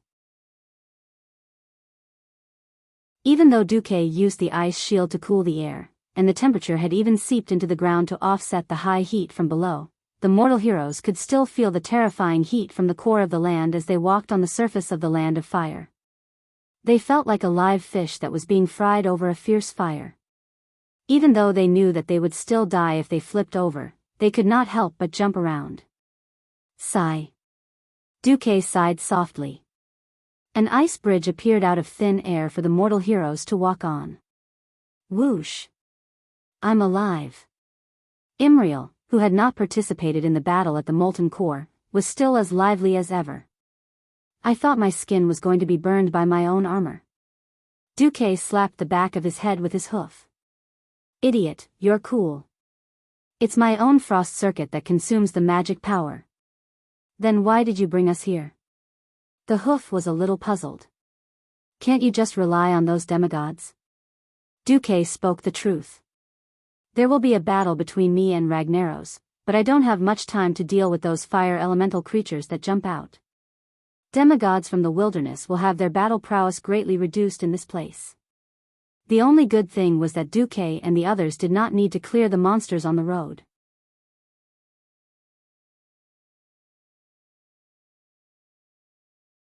Chapter 1814. In World of Warcraft, there was a story that not many players knew about. If the players got the Ashbringer from the Four Horsemen of the Apocalypse in Naxxramas, when they returned to the Scarlet Crusade with the Ashbringer, all the Scarlet Crusade NPCs would turn from hostile to friendly when they saw the players. Then, they would kneel to the players one by one. That was an unforgettable scene. Duque had never imagined that he would have this privilege one day. For example, he had subdued the Karaj bug people of Karaj. But in front of the big shots of the Alliance, he didn't do this kind of thing that would make him look good. What appeared in front of everyone now was a one-sided scene. The whole land of fire was full of traces of fierce battles. It looked like the Alliance had sent 1,000,000 soldiers to plow the entire land of fire. The high-energy fiery red wrist guards that occasionally scattered on the ground were the minions of a certain lava monster when it was alive. This monster that could split into countless little burning men was quite difficult to deal with. One mistake could wipe out the whole team. It was like a pile of scattered rocks. If the players couldn't sense the fire elements emitting from the rocks that were purer than the fire elements on the scorched land, they wouldn't have imagined that it was a terrifying 5-story-tall lava giant, Molten Fire Lord. It was a pity that all their glories and their possibly glorious history had vanished with the betrayal of the Fire Goblin clan. The fire demons were the most intelligent among the fire elemental creatures, and their betrayal was fatal to Ragnaros. Perhaps the fire demons weren't the most powerful individually, but they were highly intelligent and knew how to cooperate. As the patroller and sentinel of the land of fire, their betrayal made Ragnaros blind and deaf. The land of fire was the gathering place of fire elemental creatures. These fierce-tempered creatures fought all day long, and it would be abnormal if tens of thousands of fire elemental creatures died every day. Ragnaros didn't care because the special geographical environment of the land of fire would give birth to more fire elemental creatures. Like raising poisonous insects, the fire elemental creatures would select the more excellent and powerful fire elemental creatures through constant battles. Ragnaros only wanted to enslave the most powerful of them. In this situation, the fire demon army planned to eliminate all the obstacles on the way to the three leaders. In order to please Duque, the former manager Majordomo even ordered the fire demons who were free to help clean up the battlefield. Asking the fire demon, who had no combat mission, to run to the two sides of the road was both to point the way for Duque and to flatter him. XXX greets the Supreme Lord of Flames, Duke Marcus. Almost all of them used the same tone. The fire demons did not speak the common tongue but a very ancient elemental language that could only be understood by the mortals in the Dark Imperium. Most of the Alliance experts didn't understand, but at least one of them did. He was the former elven prince Kale, that Sunstrider who had followed Duque here. As one of the witnesses to Duque's rise, Kale, was envious, but more than that, he was grateful. If it weren't for Duque's protection, he might have already been running on the dark path of depravity and never to return.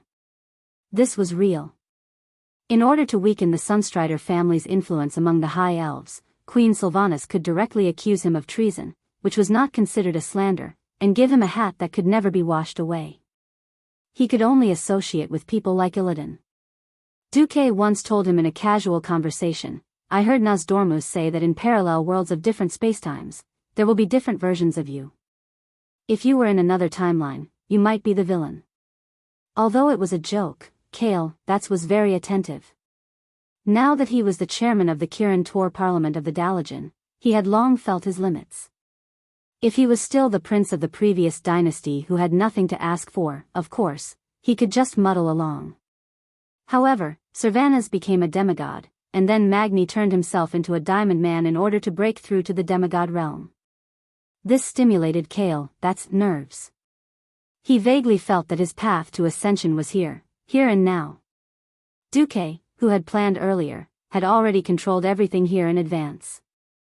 As long as Duque defeated Ragnaros, he would become the true master of the land of fire. Duque was a hurdle that Kale, could not avoid.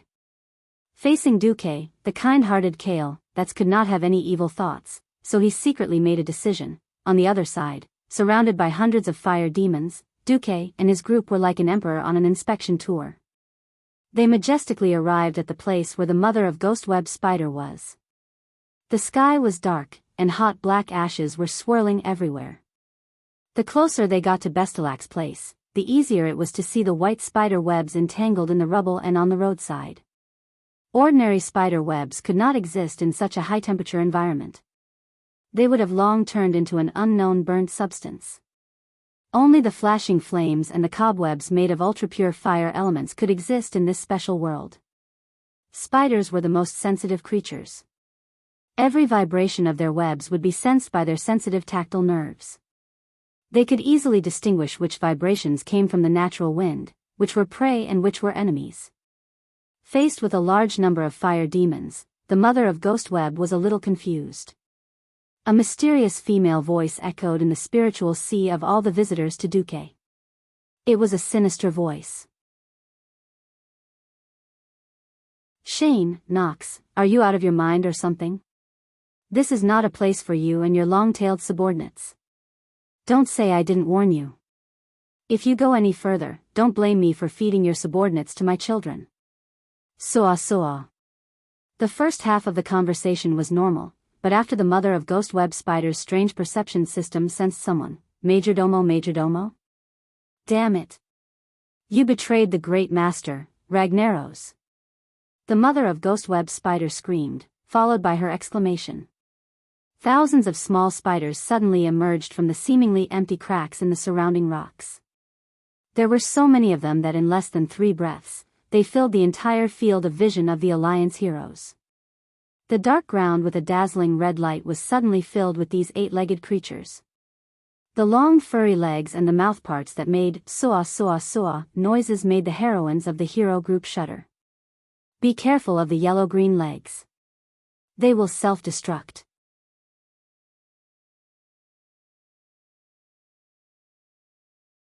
Chapter 18:15. Shanox began to play the role of Duque's underling and reminded them beforehand. For fire elemental creatures like fire demons, damage caused by fire elements and explosions was ineffective against them. For mortals, however, it was a different story. They were like walking bombs. But it didn't matter. Duque didn't bring so many of his underlings here just for decoration. The 2 night elf archers were the first to attack.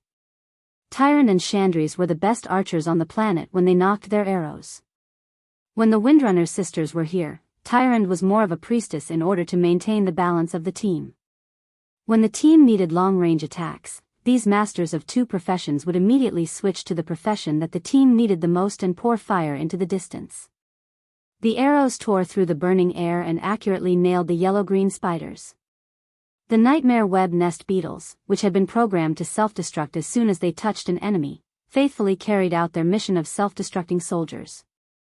Bang, bang, bang. They exploded, but unfortunately, they only blew up their own kind, the other nightmare web spiders. It wasn't just the archers who attacked. Kale, that's also launched an attack. The arcane flames circling above his head began to rain out sparks. At first, the sparks were only the size of a pinky, but after absorbing the fire elements in the air, they quickly turned into small fireballs the size of bowls. These small fireballs were not to be underestimated. Every single one of them that hit a group of spiders was enough to blow them up into the sky. Broken limbs and broken legs flew all over the place. High-level mysteries crushed low-level mysteries. High-level fire elements easily devoured low-level fire elements. As a powerful mage who had merged with his phoenix and barely reached the level of a demigod, Kai Zi's strength was unquestionable. After the few long-range attackers showed their power, the remaining melee or long-range attackers became a little bored. Edwin Van Cleef still held 4 daggers in his left hand, ready to throw them at any moment, but he was clearly a little relaxed. The funniest thing was Hoof, who waved the huge divine axe, Flame Joy, and eagerly showed everyone the power of the divine weapon. Since it was already Flame Joy, and not Shadow Sorrow, it was only a matter of time. The divine artifact's ability to absorb fire elements had also changed. It was rare that the fire element here was so rich. His hooves could easily accumulate enough energy without slashing anyone. Then, he would pour all the fire energy in the divine artifact out. Walala. With a wave of his hand, a wave of fire appeared. The ultra-high purity flame wave was like a bulldozer, flattening everything in front of the flame wave. Whether it was a spider or a spider web, there was only one result: ashes. Tyrion Fordring stared at the scene with wide eyes. This kind of lethality was already comparable to the Ashbringer. It was just that every attack of Ashbringer consumed a large amount of holy light. Even with the enhancement of the artifact itself, the burden on the user's spiritual power was still not small. Alas, the hoof didn't even need to expend its energy to absorb the energy around it. The fire elements surged into the divine weapon on their own. This was a powerful move that consumed almost no energy at all. What the F***ck is infinite light cannon. This was simply a map cannon. If the spiders could speak and complain, they would definitely say, "Oh my god. There's a German girl who's cheating." Of course, Imriel's performance did not last long before it was over. The mother of Dragon Web Spider said, "Learn more about elemental domination," and the hoof was finished. Divine artifacts were inanimate objects after all. They may have their own simple will, but they were ultimately the effects of tactics set by their creators in advance. When a real demigod began to dominate the surrounding elements, and you could not compete with the other party for elemental domination, it was inevitable that you would die. Hoof, you could ask her to generate electricity like a generator and produce holy light as an energy source. This was not a problem. However, it was difficult for her to control the fire elements that she could not control. All of a sudden, Flamejoy was silent. Hoof was like a child whose favorite toy had been taken away. She looked so sad that she almost cried on the spot. Duque rolled his eyes at her. Only then did she stick out her little tongue and restrain her emotions. The group slowly advanced to the nest of the mother of Dragon Web Spider. It was a very strange place. Strictly speaking, it was a semi-open structure. A few huge and steep rocks pierced straight into the chaotic, scorching sky. On these rocks, which were probably no taller than 10 stories, was a huge red and yellow spider web. Looking up from the bottom, one could clearly see a huge spider-like creature hanging upside down from above. Although she also had 8 legs, strictly speaking, under her glowing yellow abdomen, only 6 of them were functioning. The 2 front legs were more like hooks, because these 2 forelegs were inlaid with grayish-black metal armor. It was conceivable that the mother of Dragon Web Spider would use these 2 hook-like forearms as scythes to harvest the lives of its enemies. The mother of Dragon Web Spider should have compound eyes like flies. Unfortunately, her eyes were full of flames that kept spurting out, making it impossible to see her face clearly. However, Duque was not interested in her body shape. Beside him, Executus swayed his red snake tail and stepped forward to shout, "In front of you is the new master of the Land of Fire who once defeated Ragnaros, the great demigod of the Weave, Duke Marcus. He will soon become the supreme ruler of this scorching land. Betelak, if you know what's good for you, hurry up and greet your new master, so that you and your soul can avoid the fate of destruction in the next purge." Before Executus could finish, Betelak had already sneered. "Ha ha ha. Greet? I have 8 legs, but I will not bend even one of them for this puny human demigod. I am me. I only care about the growth of my children. You fire demons are all shameless traitors. Don't compare me to you." Majordomo shrugged, and the long black spikes on his shoulders swayed like a forest of spears. "Then there's nothing to say. Very well, I have no idea that you will submit. Then let me make you the first sacrifice for the great master to rule this land." With that, Executus turned around and bowed deeply to Duque, who was many times smaller than him, and then retreated to the side. Bestelak screamed, "Children! Come out! It's time to eat." As her voice fell, more than a dozen giant spiders the size of tanks suddenly broke through the stone walls and surged over from all directions. Dragon networker bug? Even Sean and Nox frowned. These giant bugs were definitely not easy to deal with.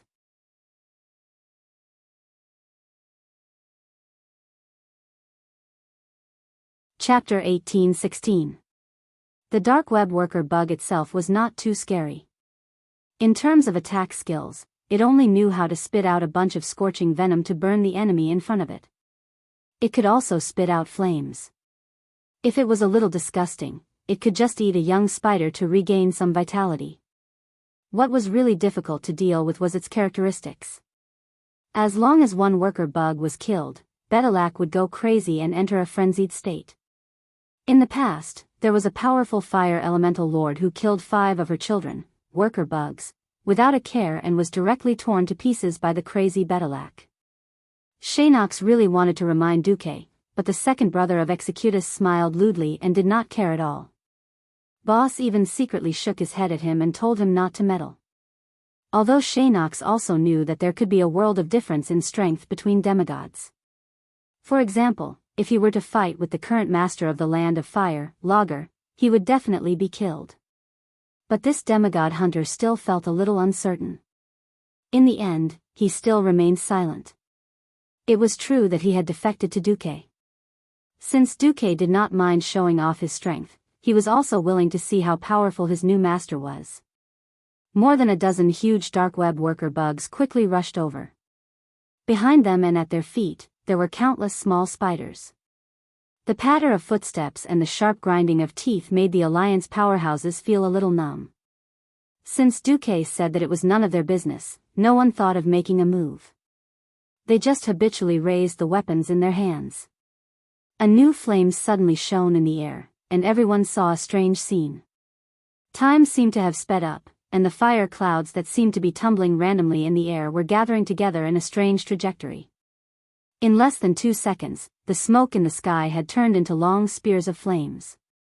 Hissing sounds could be heard as the spears tore through the air.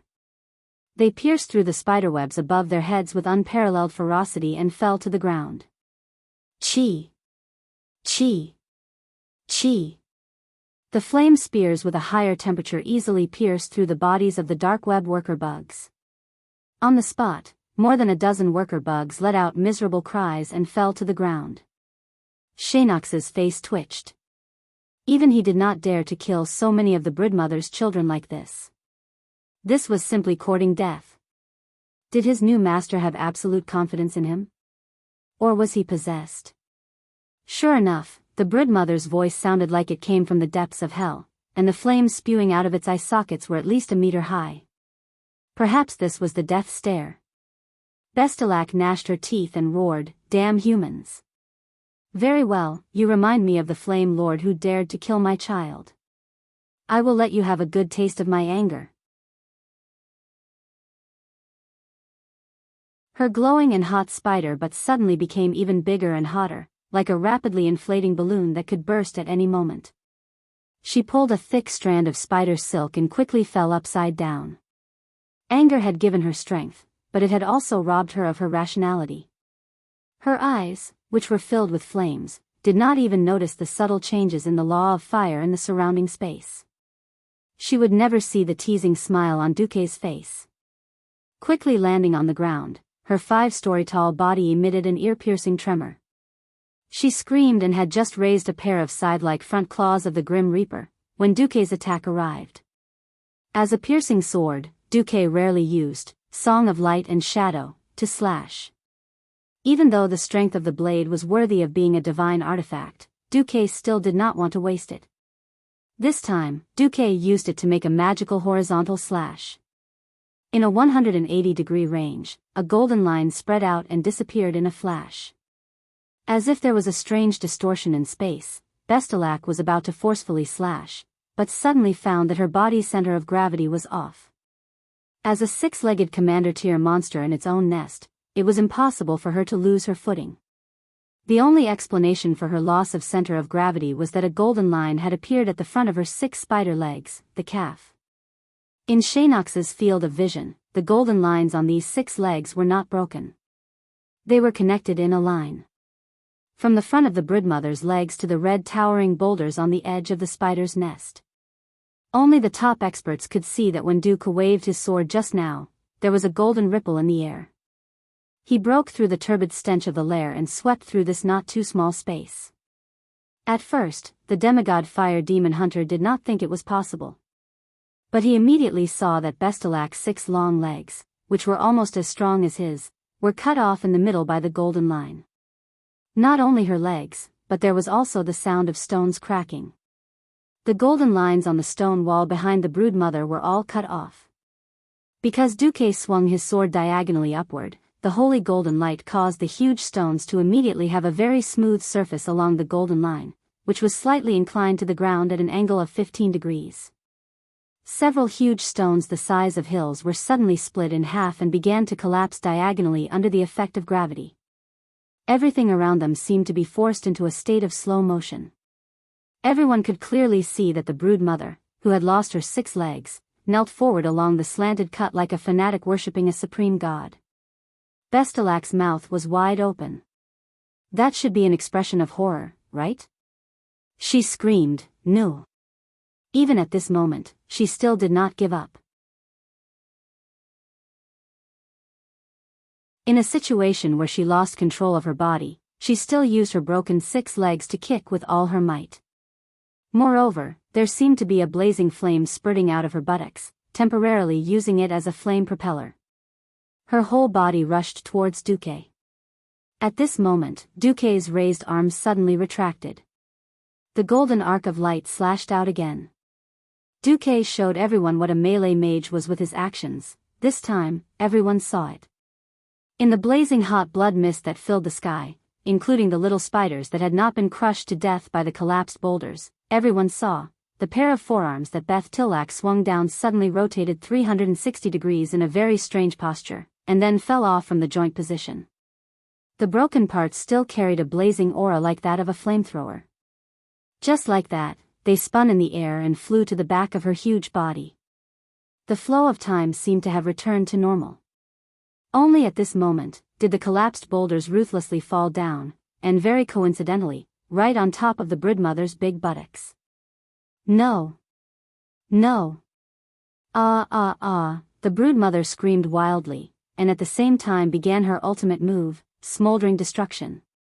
If she really blew up the fire elements that had accumulated in her abdomen, it would probably be a small-scale nuclear explosion. There might even be a small mushroom cloud or something. However, Duque stretched out his left hand, grasped the air, and like extinguishing a spark, the fire was extinguished.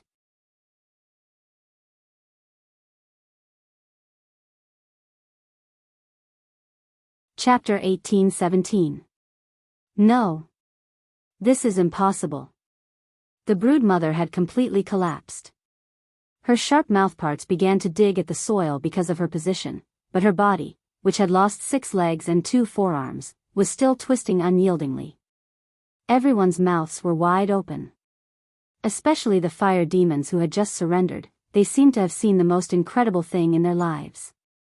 Duque's performance was over before it even started. Those who did not know what was going on would think that Duque was just showing off the power of his melee mage. Only those who truly understood how to control the elements would understand what a terrifying thing Duque had just done. He had extinguished all the fire elements that a demigod monster had condensed. That was a terrifying amount of energy that was enough to blast everything within a radius of hundreds of meters into ashes. Duke, who controls the amount of elemental control in the fire elemental realm, is just that amazing. With a fire control technique similar to Law, he killed one of the guardians of the land of fire, Bestelac the mother of spiders. Major Domo, she's yours. This is your reward for winning over all the fire demons to my side, Duque said calmly, and then left with the alliance of heroes. Major Domo was overjoyed on the spot. He had been working for Duke for many years. Although he had been forced to surrender in the beginning, after so many years, even if he was not outstanding, he still had hard work even if he did not make any contributions. This time, Duke had casually tossed him a commander-level demigod that had yet to perish. This was definitely a great gift from the heavens. All the existences in the land of fire were violent. They grew by constantly killing each other, absorbing each other's power, and finally achieving evolution again and again. Of course, over the past thousands of years, there had been many powerful fire elemental creatures who had challenged the Fire Demon King. When Ragnaros defeated the challengers again and again, this relatively stable power structure was formed. Now that Duque had appeared out of nowhere, there was a great chance that he could change all of this. Majordomo didn't care. He laughed as he pounced forward, his sharp claws piercing into the back of the broodmother's head. Beth Tillac let out the most mournful scream since the start of the battle. She called for help from her descendants, but she didn't expect her most cherished descendants of the nightmare web spider to abandon her without any affection. As Majordomo's sharp claws continued to extract her life force and flame essence, the broodmother's struggles and screams finally weakened and disappeared. In contrast, Majordomo's aura was rising. No, it was skyrocketing. He laughed loudly and allowed the sharp black bone spikes to pierce through his body. In just a few breaths, he had turned into a huge porcupine. The thing in the shape of a black sea urchin was burning more and more vigorously in the fanatical worship of the fire demons. It was conceivable that before long, a new demigod would be born from the corpse of an old demigod.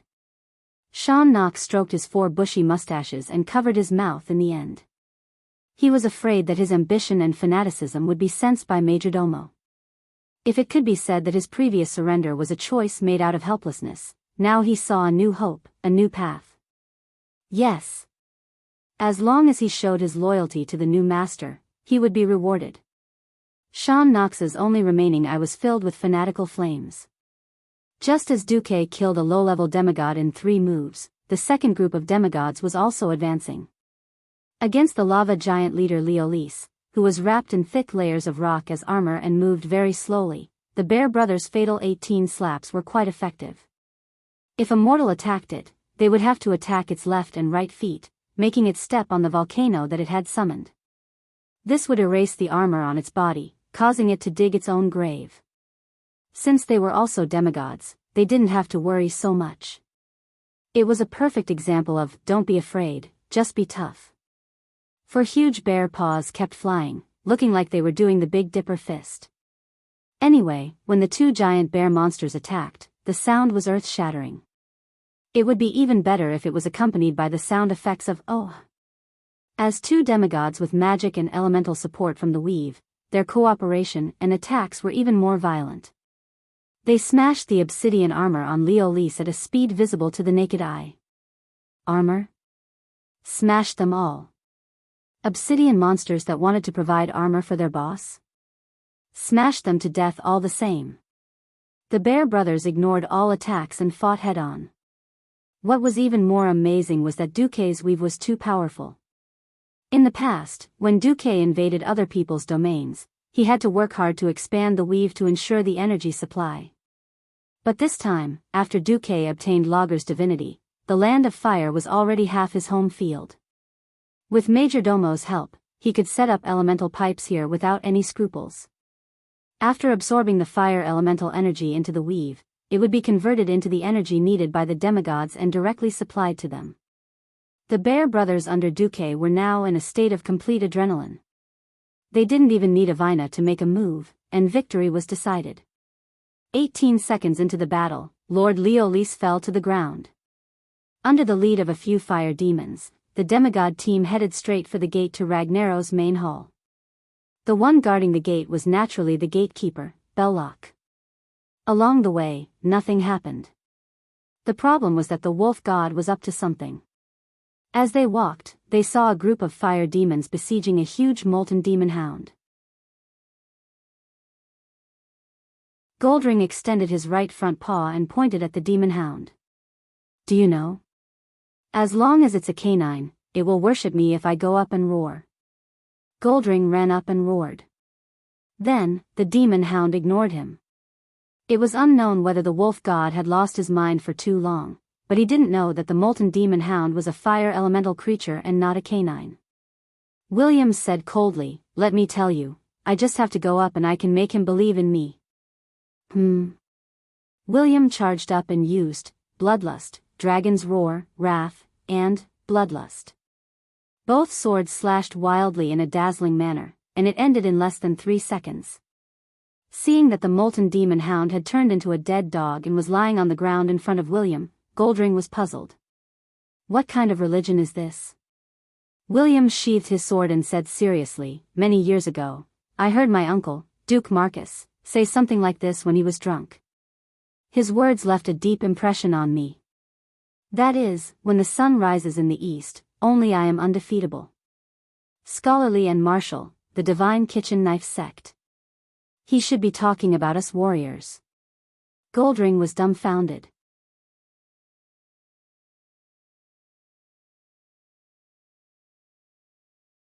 Chapter 18:18. Facing Goldring, William felt a natural sense of weakness and helplessness. Goldring was a demigod invited by the Dream Queen, Isra. Moreover, Goldring had a good nature. No matter what, he was one of them. The problem was that a man talking to a wolf about life, values, and whatnot was just nonsense. Due to the difference in their worldviews, William couldn't convince Goldring at all. He couldn't beat him with words, nor could he beat him in a fight. Even if he could beat him, he couldn't really do it. Left with no choice, William could only learn the tricks that Duque had taught him. He talked about ideals, and you talked about life with him. He talked about life with you, and you talked about girls with him. Since Goldring couldn't be chased away, and he still needed William's help, William might as well lead him in circles. They could talk about anything except the bullshit tea of acknowledging one's ancestors. William was forced into a corner. He couldn't accept giving up his father's name of Rin. It had nothing to do with benefits.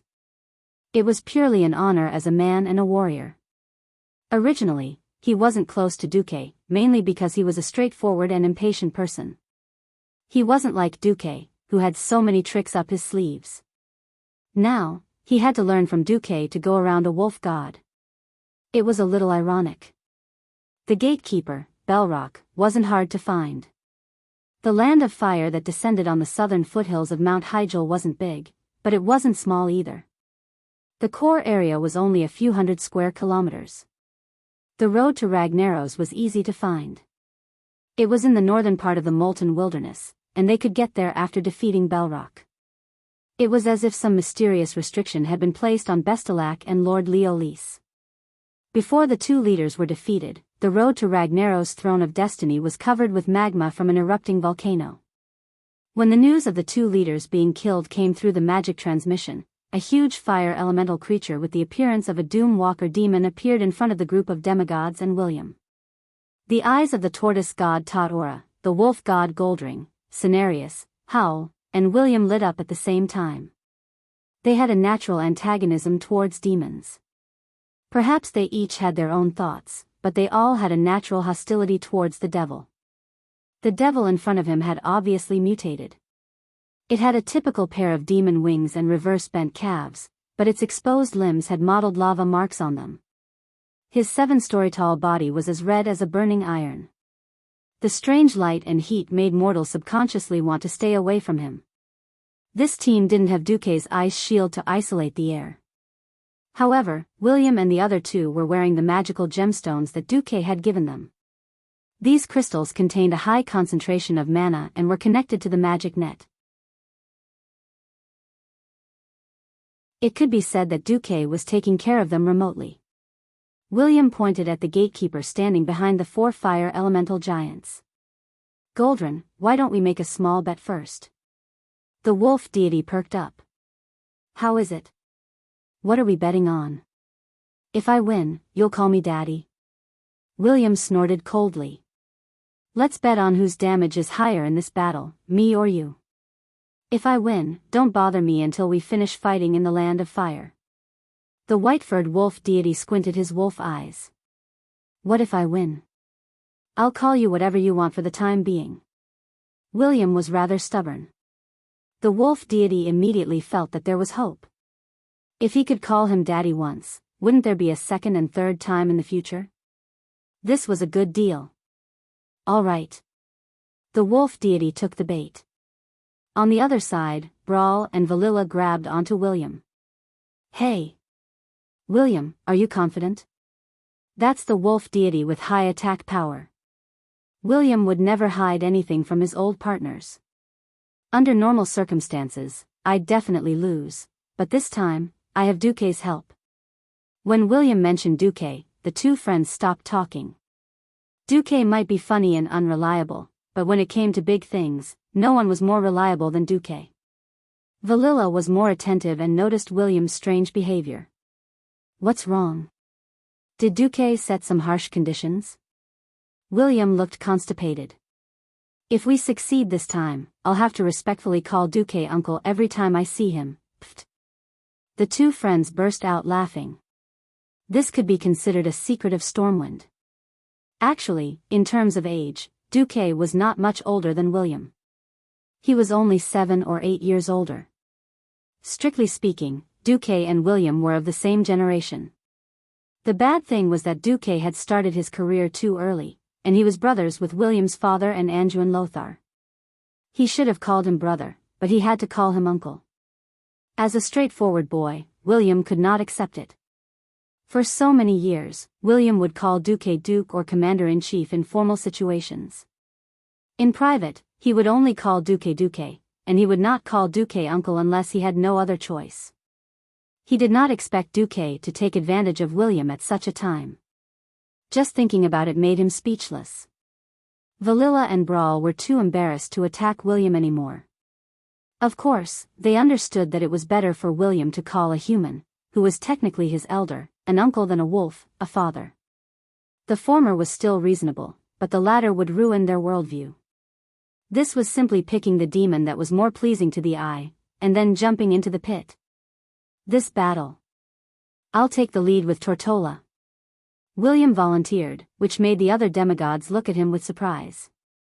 Berserkers were definitely more than enough to attract the enemy's attention, but they were too fragile. How could they compare to Tortola, who carried a tortoise shell all over the streets? I think that guy's flaming blade has a special effect that weakens physical defense. It's too much of a loss to let Tortola take the lead from the start, William said. Glorious flames, Belrock's attack will awaken a burning spark in the body of his main target. The physical damage received by the target will be increased by 20%, and the target's maximum HP will be increased by 20%. Every time Belrock triggered the glorious flames, he would receive a layer of the Soul of Fire effect. Every time Belrock triggered the glorious flames, he would receive a layer of the Soul of Fire effect, which would increase the fire damage dealt by 20%. This was Belrock's skill in history. Now that there was a traitor like Majordomo Executus, there was room to hide the source of the skill. After everyone agreed, William was the first to charge forward. Unsurprisingly, Belrock directly smashed the first few, glorious flames, into William's body. No one expected that the flames that were supposed to increase HP would have such a magnificent change.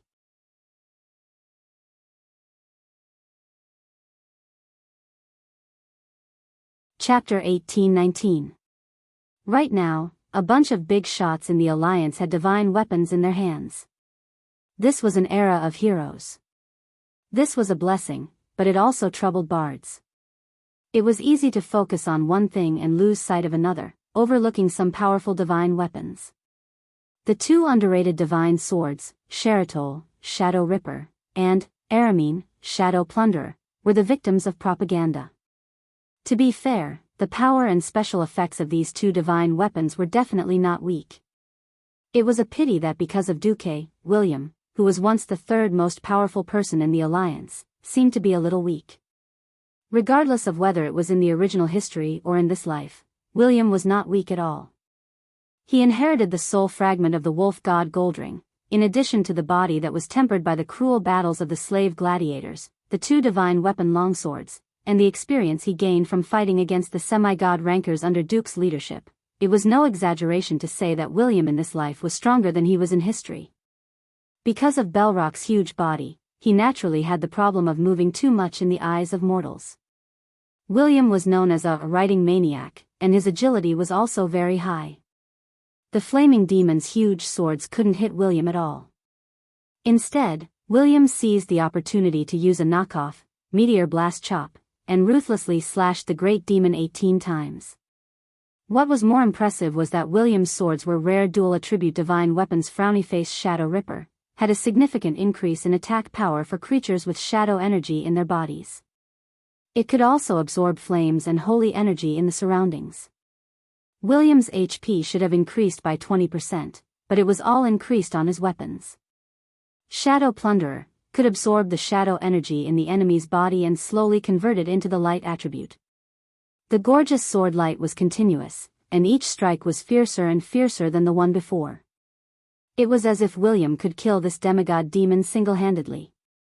If it wasn't for Tortola's transformation into a certain dragon tortoise and the hilarious but realistic windmill roll, where the tortoise's head smacked Belrock's buttocks hard, giving the archdemon a "your ass is broken, the floor is full of wounds, and your smile has turned yellow," Belrock might really have chased after Varian relentlessly.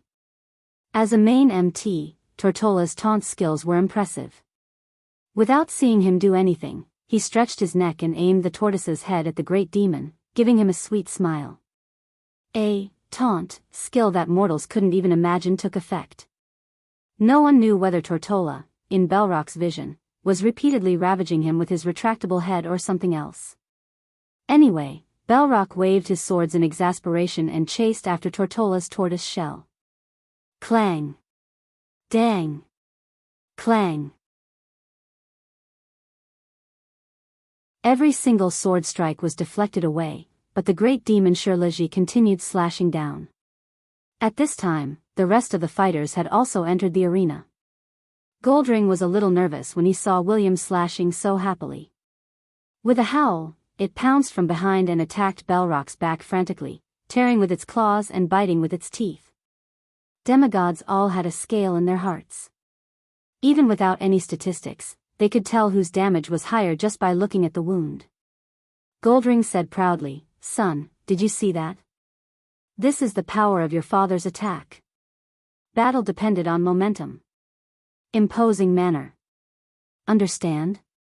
At first, William wanted to go all out, but he suddenly heard Duque's voice. The aggro is about to shift. Just in time, let him attack. On the other side, the wolf god, who didn't know that he had gone too far, was acting recklessly. Who knew that the huge Belrock would suddenly turn his head and stare fiercely at him? Not good. Danger. But Goldring was still stubborn. It's okay. Look at my gorgeous agility and dodging abilities. At this moment, Goldring didn't notice that Belrock's originally dazzling swords had changed color. It was the color of a shadow as dark as ink. Blade of Destruction. Belrock spat out the name of this move. It was almost a convention that the Burning Legion's abyssals had the word destruction in their hands, and it was usually not bad. In fact, the wolf god had already made a magnificent leap backward, jumping a full 10 meters away. Unfortunately, it wasn't enough. The blade that was already 5 meters long suddenly extended like a tongue of flame. The long dark light slashed down, fiercely striking Goldring's waist that was almost bent backwards in midair. For a second, the bystanders thought that the great wolf god was going to be cut in half and die before he could even get started. Surprisingly, there were no external injuries. But at this moment, Goldring would rather have suffered external injuries. That was because the violent shadow energy had already penetrated his thick and beautiful white fur and directly entered his body, messing up his muscles and organs. Oh whoa, this was a downright sorrowful cry. It was also a classic example of extreme joy turning to sorrow. If it were a mortal, they would definitely kneel down after being slashed by this sword. Fortunately, he was Goldring, a powerful demigod with a demigod body. His body was not purely made of flesh and blood. A more important part of his body was his spiritual energy body. Even so, close to 90% of his life force had been destroyed by the sword just now. Cenarius, who was holding the line, was so scared that he almost peed his pants. They hadn't even seen Ragnaros yet. If they lost a main demigod, this battle would not be easy to fight. He didn't care about holding back. He immediately used Rejuvenation and Heal, followed by Tranquility, which was an ultimate skill that could heal the entire battlefield. Regardless of the fact that the power of the skill would be halved in the land of fire, he had to save the wolf god first. If this was in the game, the wolf god would be in a miserable state, and his HP would increase by a huge amount. The wolf god, who thought that he was awesome but almost became a fool, subconsciously jumped a few steps towards Cenarius with his tail between his legs. At this time, it was still better to stay close to the healer. William was inexplicably shocked at first. Then, he heard Duque's shameless laughter. "Don't worry, Belrock is only scary with this move. He can't make any other attacks in the shadow state. As long as you don't get hit consecutively, you won't die." William almost couldn't help but laugh. "Uncle Duque, you're too bad." "How am I bad? You were the one who asked for my help. You should be the one who's bad, right?" Duque's words made sense. After all, it was William who asked Duque for help. As a gatekeeper, Belrock's specialty was that he could fight and carry. However, he lacked the means to recover, so he could only rely on tricks like Ordeal Crystal to put his enemies in danger. If they really fought, it wouldn't be a big deal. 3 demigods, in addition to William and Lord Howl, who were powerful enough to kill gods. Belrock didn't last long before he collapsed.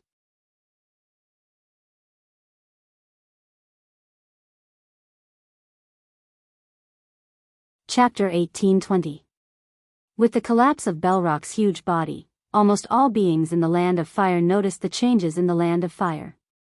In the unstable space of the Land of Fire, in the misty northern sky, a gigantic palace that reached the clouds appeared on the other side of the seemingly endless sea of lava. It was so majestic and tall that it could support both heaven and earth. It had a grayish-black background, some bright red patterns, and some golden runes.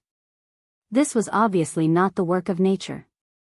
This was the palace where the fire demon king, Ragnaros, resided, the Saffron Palace.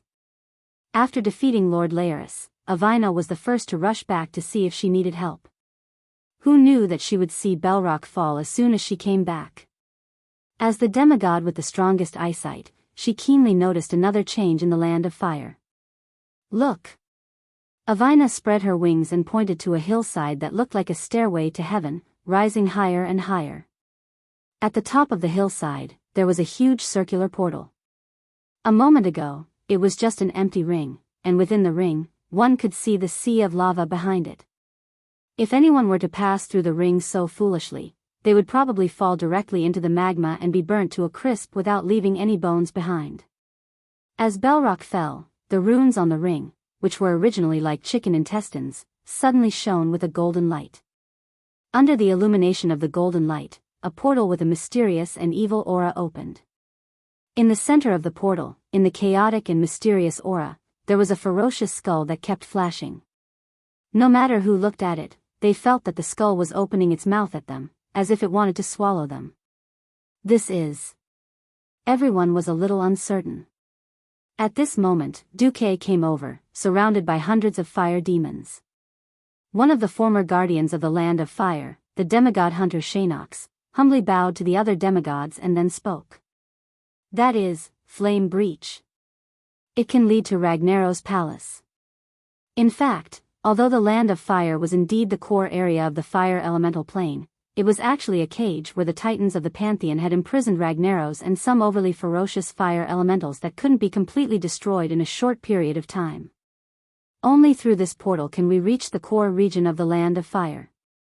Majordomo pondered for a moment and added, "Ragnaros has been severely injured twice so far, and his soul has become loose. The first time was 25,000 years ago, when the Titans conquered Azeroth. The second time was when you destroyed his doppelganger in the Molten Core. If Master kills Ragnaros in the Saffron Palace, he will be erased from this world forever. A person who betrayed his master for glory was never likable." Most demigods did not like Majordomo, but few knew that he had been forced to surrender by Duque. He didn't care anymore.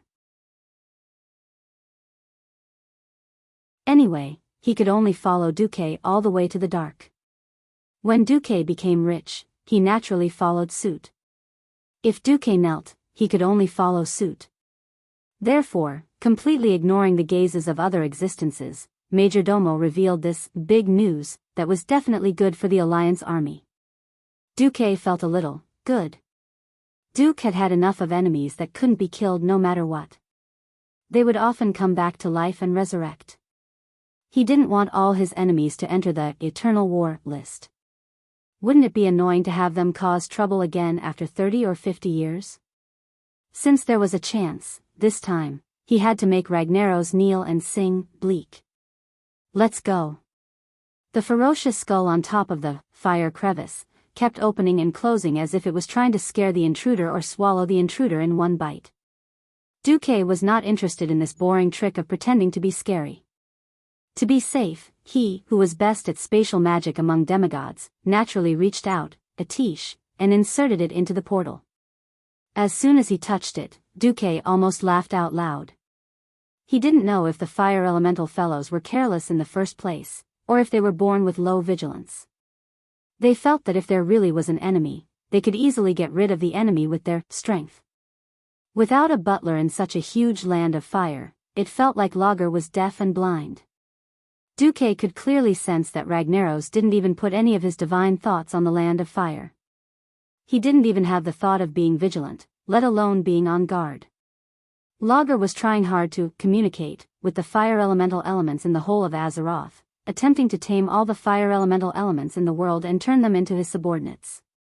No wonder this guy has a total of 2 managers. Duque muttered.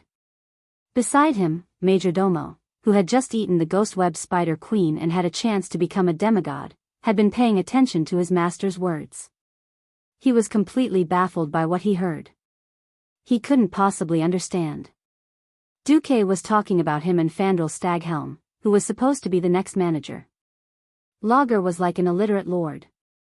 Because he was too uncultured and only knew how to act rashly, all management matters could only be handed over to the managers. Now that history had changed, Fandral Staghelm didn't defect to the enemy, so naturally, there was no more managers. There was also the rather troublesome flame druid combination in history. One demigod after another passed through the fiery rift. They arrived in front of a huge palace with its doors wide open. Who are you?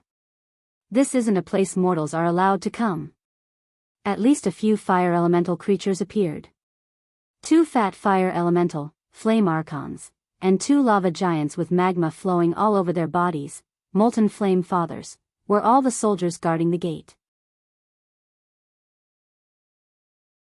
They were all high attack, high HP, and hard to deal with lava sputtering. If they were just mortal powerhouses, it might be a little difficult. But Duque had more than half a dozen demigods on his side. The bear brothers howled and pounced together. There were other wolves faster than them. The wolf god had just lost and was depressed. Because Belloc had taken out 90% of his HP, Goldring was restrained in the latter half of the previous battle, so he naturally couldn't beat Varian. The wolf god was rather unreliable when it came to recognizing other races as his sons, but he was still very principled. He said he wouldn't call him Sun Smash, so he wouldn't. He vented all his anger on the little monsters. Other beings might be afraid of the lava damage from these elite monsters, but Goldring's defense and vitality weren't considered strong among demigods. But before he became the god of the wilderness, he was born as a winter wolf. He walked in the polar regions and was born with frost elements. The surface of his body was surrounded by a freezing aura that was far stronger than the ice barrier of a Breaking Dawn mage, and it was very effective against fire elemental monsters.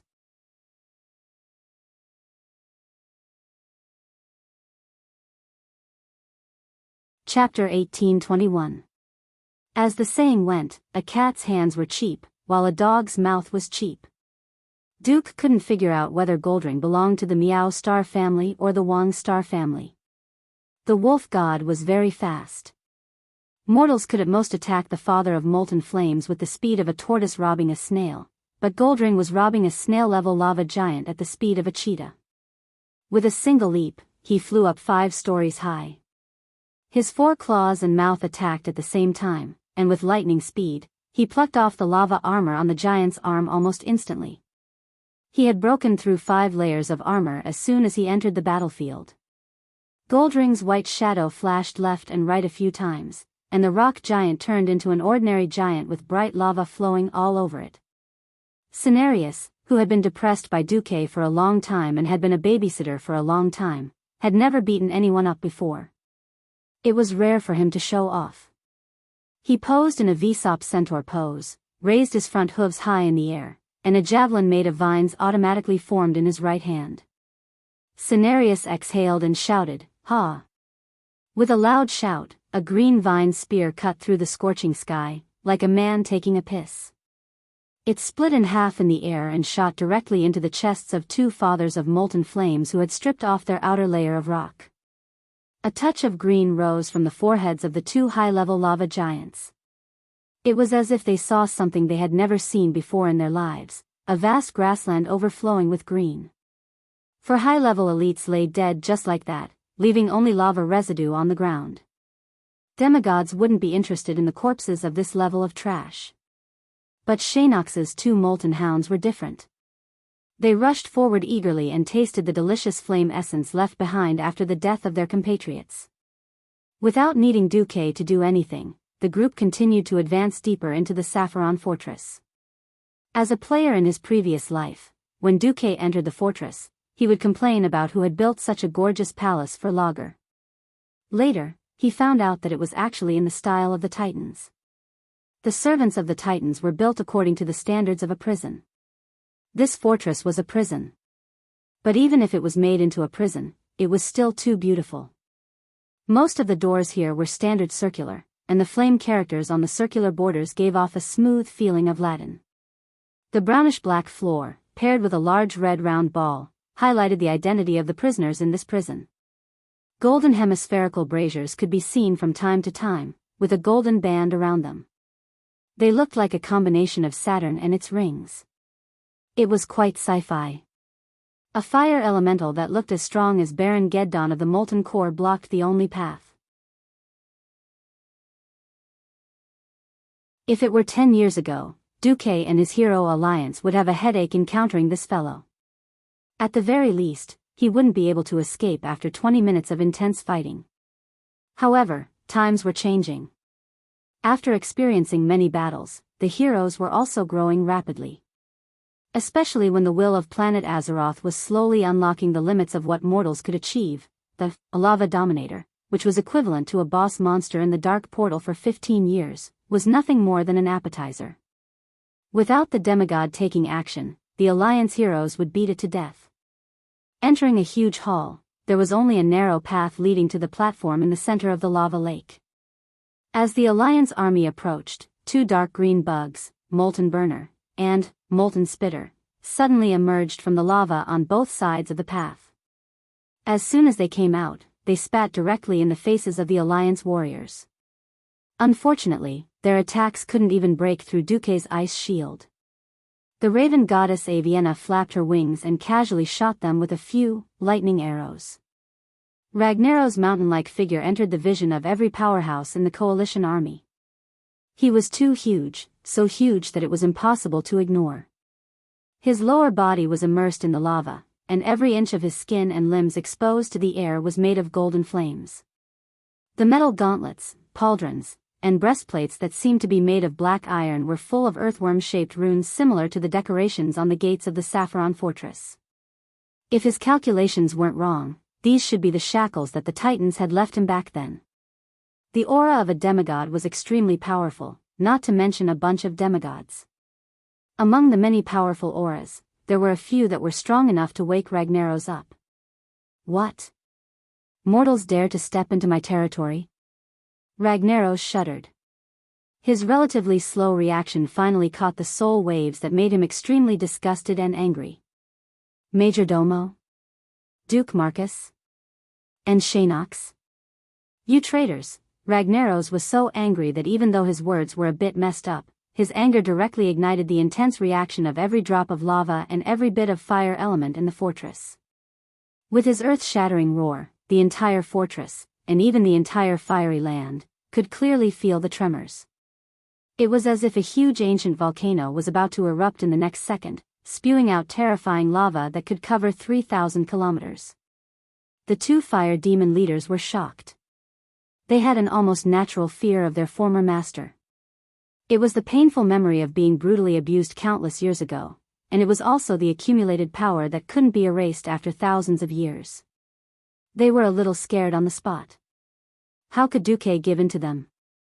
If they gave in, wouldn't it be a slap in the face to their new master, Duque?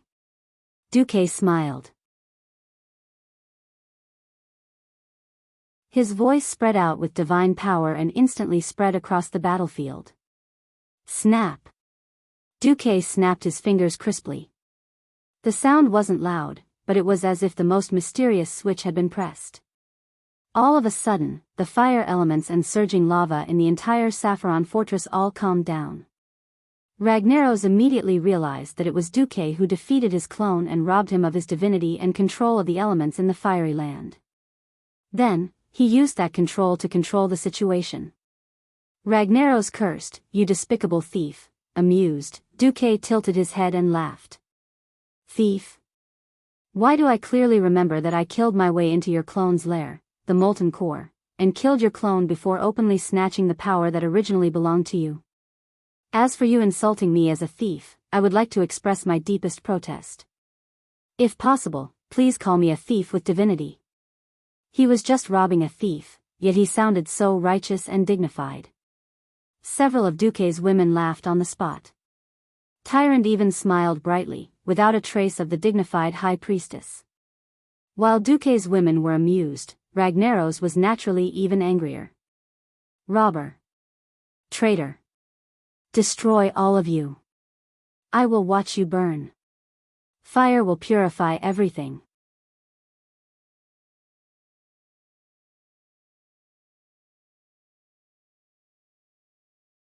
Chapter 1822. Accompanied by Logger's distinctive slogan, he raised the giant hammer in his hand high. The hammer head alone looked as huge as a heavy tank. It was covered in spikes and surrounded by a temperature of over 10,000 degrees. It was very powerful. Duke knew that this was no longer the hand of Ragnaros the Balrog that Logger liked to use the most. Instead, it was a lower level hand of scorching destruction.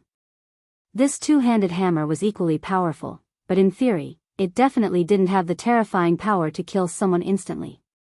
In fact, it couldn't be calculated that way. The divine artifact, the Balrog hammer, was held in the hands of Logger's clone, so its power was extremely limited.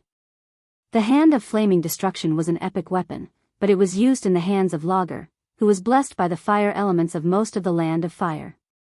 In the end, it was hard to say which weapon was more powerful. Of course, there was another saying: the Balrog hammer was the Balrog hammer precisely because it was held in the hands of a Balrog. Only in Ragnaros's hands would this hammer be the genuine, Savra's.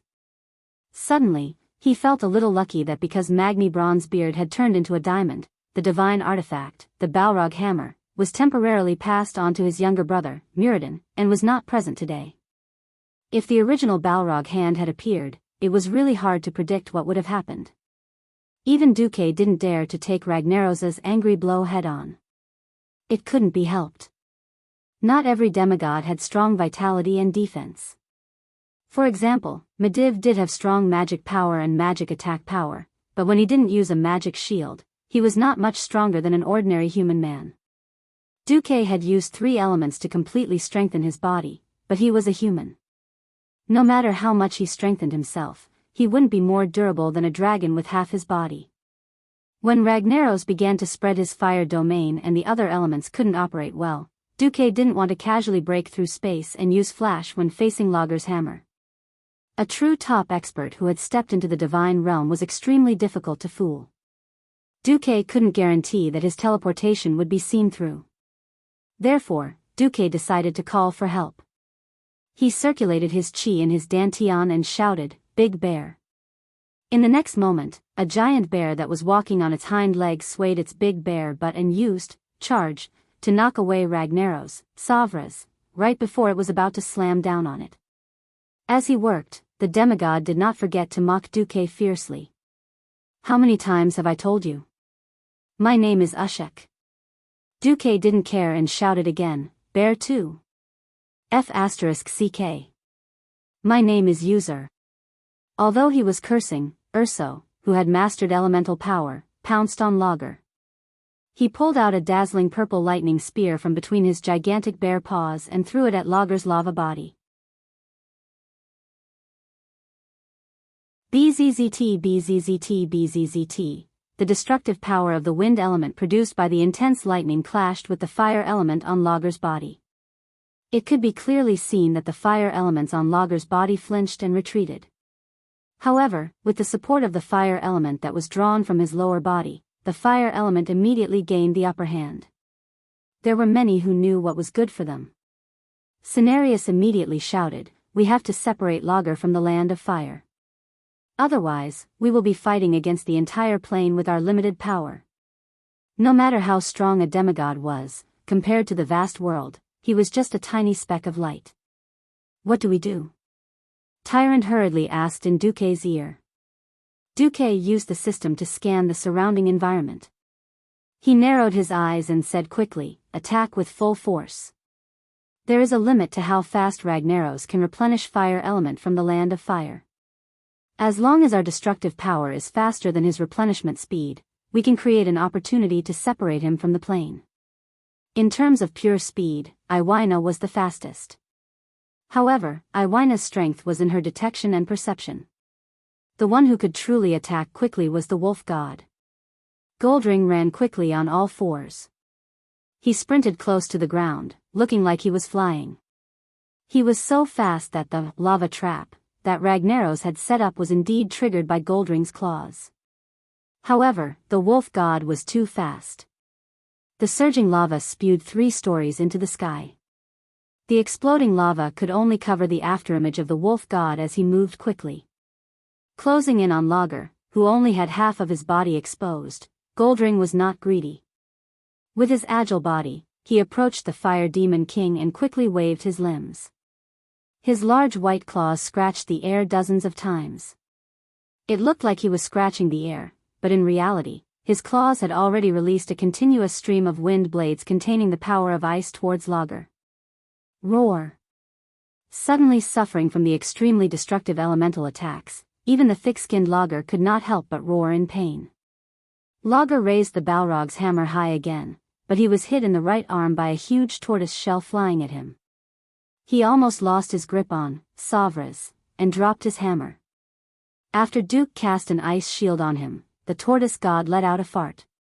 It was not smelly, but it was especially loud. Poof!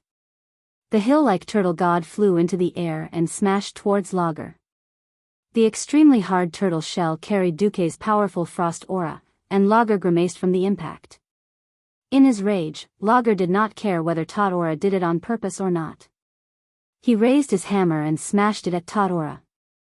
The tortoise deity retracted his head into the tortoise shell at a speed that seemed slow but was actually very fast. Yes, he relied on his turtle shell to make a living. You can smash it all you want, but if you really break it, it's my loss. After smashing 6 or 7 times in a row, Logger finally came to his senses amidst the pain of being beaten by the other powerhouses. Am I stupid? Why am I hitting a turtle? When the Fire Demon King was about to change targets, the 2 bear monsters raised Tottora's turtle shell and threw it at him. Smack! Logger, whose lower body was hidden in the lava, was tragically hit in the face. Lava flowed out of his large nostrils. Could this be the legendary fire element version of Nosebleed? However, this time, Logger was not fooled. Come out. My children. Protect your king. Countless small inverted triangular fire elementals emerged from the edge of the platform where the Fire Demon King was. They rushed out of the pillars of fire and rushed towards the huge hammer, Savras, that Logger was hammering on the floor. Don't let them touch the hammer. Duque shouted. Ashbringer's bright golden holy light was the first to be unleashed. In less than half a second, all the children of fire on the right side of the platform were wiped out. Imril stuck out her buttocks as she swung the divine artifact great axe in her hand, which did not fit her size, in a 720-degree arc. Happy flames, swept across the area, destroying the Son of Fire and successfully absorbing all the fire elemental energy that was escaping from it.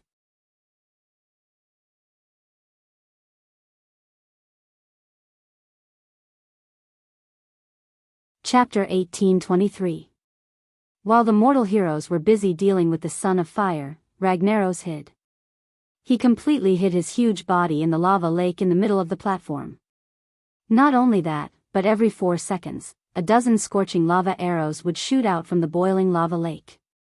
Lager, who seemed to be a product of surging lava, actually had a different kind of scheme. He aimed every lava arrow at the heroes and demigods on the platform. Kalia could not dodge in time, and a lava arrow blasted into her body. If she had not swung the Veronel Ancient King's hammer in her hand at the last moment, and the head of the hammer floating above the handle suddenly bloomed with a soft golden light, blocking the blow with a huge shield, Kalia might have been disfigured. This was only a theoretical possibility. Kalia tilted her head and saw that Duque was looking at her. Duque was probably testing her skills and reaction speed.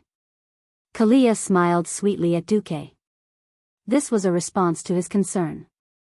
After so many battles, the clumsy princess was now the main priest of the Alliance's hero group. Unless the enemy was too far apart, normal attacks really couldn't threaten her. No one thought that this scene would be seen by Lager, who was hiding under the lava. The eyes of fire elemental creatures were always just decorations. They didn't really have eyes. What they used to see, the world was actually sensing the elements of the world around them. In their perception, the world was roughly and simply divided into 4 elements: earth, water, fire, and wind. The surrounding fire elementals could see the situation, which meant that Lager himself had seen it. Seeing that his plan to summon the Son of Fire into Savras had been ruined, Lager stopped hiding and poked his upper body out of the lava lake. Watch out! The lava lake that the Fire Demon King is hiding in is another space. Duque finally realized. He didn't expect the seemingly reckless and irascible Lager to have such a cunning side. The Saffron Fortress was originally an independent space within the independent space of the Land of Fire. Who knew that there was another freaking space in the space? This kind of overlapping relationship really made one's scalp go numb. So what if I know? In the Land of Fire, I'm absolutely invincible, Lager roared proudly. All of a sudden, the Fire Demon King did something that surprised Duque. This move definitely did not exist in Duque's memories. Unlike in the original history, Ragnaros's momentum at the moment was that he wanted to kill all the invaders. First, he gave it a big slap. His left hand suddenly swept from left to right. Not only did his golden left palm emit a high temperature, but it also sent Urso flying more than 10 meters away. At the same time, it also created a lava wave that was at least 10 meters tall and 20 meters wide. No matter how well equipped they were and how many fire resistance potions they had prepared beforehand, no mortal hero would be willing to bathe in the suffocating, invisible lava. That kind of deadly heat in the darkness would cause nightmares after just one. The veteran team members who had experienced the Battle of the Molten Core all retreated in a hurry, just like William. He had already rushed to the side of the lava lake and used the holy sword wind created by the dual sword artifact to slash at Lager's waist. Lager swung it horizontally, and he had no choice but to jump out of the attack range of the lava wave. Unexpectedly, this was a feint. Lager didn't intend to use this move to hurt anyone. All the previous actions were just to cover for the fire demon hammer that he had pulled behind him and raised high. Cenarius, who was at the outermost part of the platform, saw everything clearly. He immediately exclaimed, "Be careful." It wasn't that they didn't want to be careful. A fire giant whose upper body was 10 stories tall was extremely fast and terrifying. Anyone who had faced it before would know how terrifying it was. If it was just a simple physical attack, it would be terrifying enough. Not to mention, before this attack, Ragnaros had forcefully used his greater control of the elements to push away all the other elements on the platform. When the fire element was more than 99% dominant in a certain space, using other elemental magic would become a joke. If one wasn't a demigod, they probably wouldn't even be able to activate a life-saving skill like ice barrier. When Lager did this, Duque already felt that something was wrong. He also had a share of control in the fire elemental realm.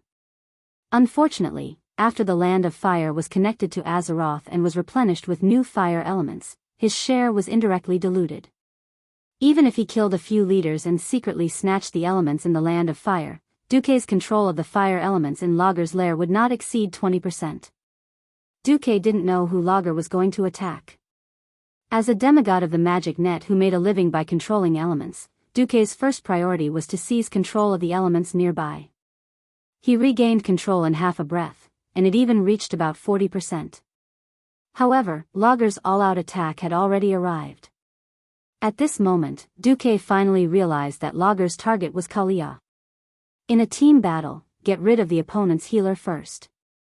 This was common sense, and there was nothing wrong with it.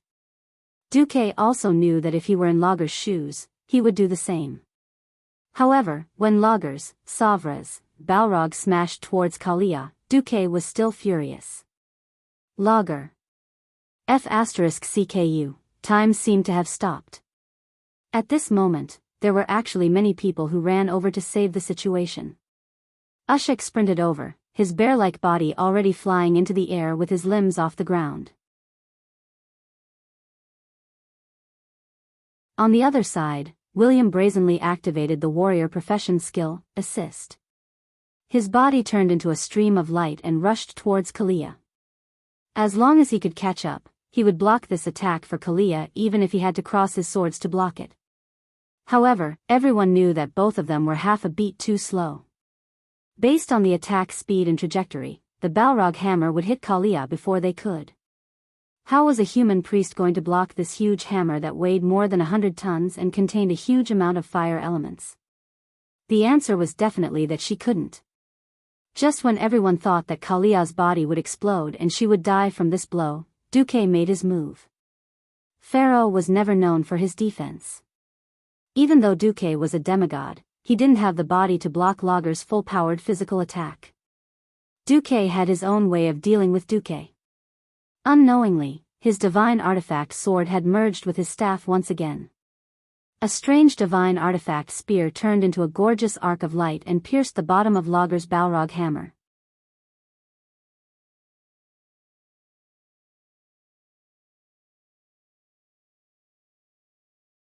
Chapter 1824. The momentum of Ragnaros's hammer was absolutely astonishing. However, when a landslide would not affect anyone, no matter how powerful it was no different from fireworks. All that was left was a spectacular sight. Oh, and a bang. Duque had never thought of facing an enemy like Lager, who was both an elemental and a strength type. His spear strike was similar to Tai Chi, which was able to move 1,000 kilograms with little effort. He did not deliberately block it. Instead, he used the simple principle of leverage to cause Lager's hammer to miss. When the spear struck, the end of the hammer's handle rose slightly, and the huge hammer head fell down in advance. In order to prevent the allied forces from protecting Kalia, Lager did not hold back in this hammer strike. This also meant that he had lost all room for adjustment. The hammerhead that was as big as a house came crashing down. Just the hard quadrangular protrusions on the hammerhead brushed past the outside of Kalia's body, and the protection blessing that Lager had thrown at Kalia shattered. In the face of a higher level of absolute destructive power, the so-called protection blessing that could protect teammates from physical damage for a certain period of time was nothing more than a joke. When Kalia hurriedly retreated, a strand of blonde hair that had been hanging in front of her left chest rose as she leaned back. Because it was out of the protection range of Holy Word, shield, it only brushed past and was instantly turned to ashes by the flames of Savras. After narrowly escaping death, all that was left was fear. Lager roared angrily and unwillingly raised 3 fingers on his left hand. Dozens of sparks of various sizes suddenly lit up on the ground around Kalia. This was a battle in a world of flames. Flying sparks and splashing lava droplets were nothing out of the ordinary. Existences with weaker elemental sensing would be hit by it in minutes. This wasn't some Mars. It was a highly variable, molten core. If left alone, it would absorb the fire elements in the surroundings within 1 to 2 seconds and turn into molten hellfire, turning the surroundings into a purgatory. Unfortunately, Lager was facing Duque, who had the strongest elemental sensing in the world. After dodging Lager's counterattack, Duque waved his hand, and the sparks that had just begun to light up disappeared without a trace, like chalk being erased from a blackboard. Humph! Lager snorted coldly. Only now did Kalia truly feel a lingering fear.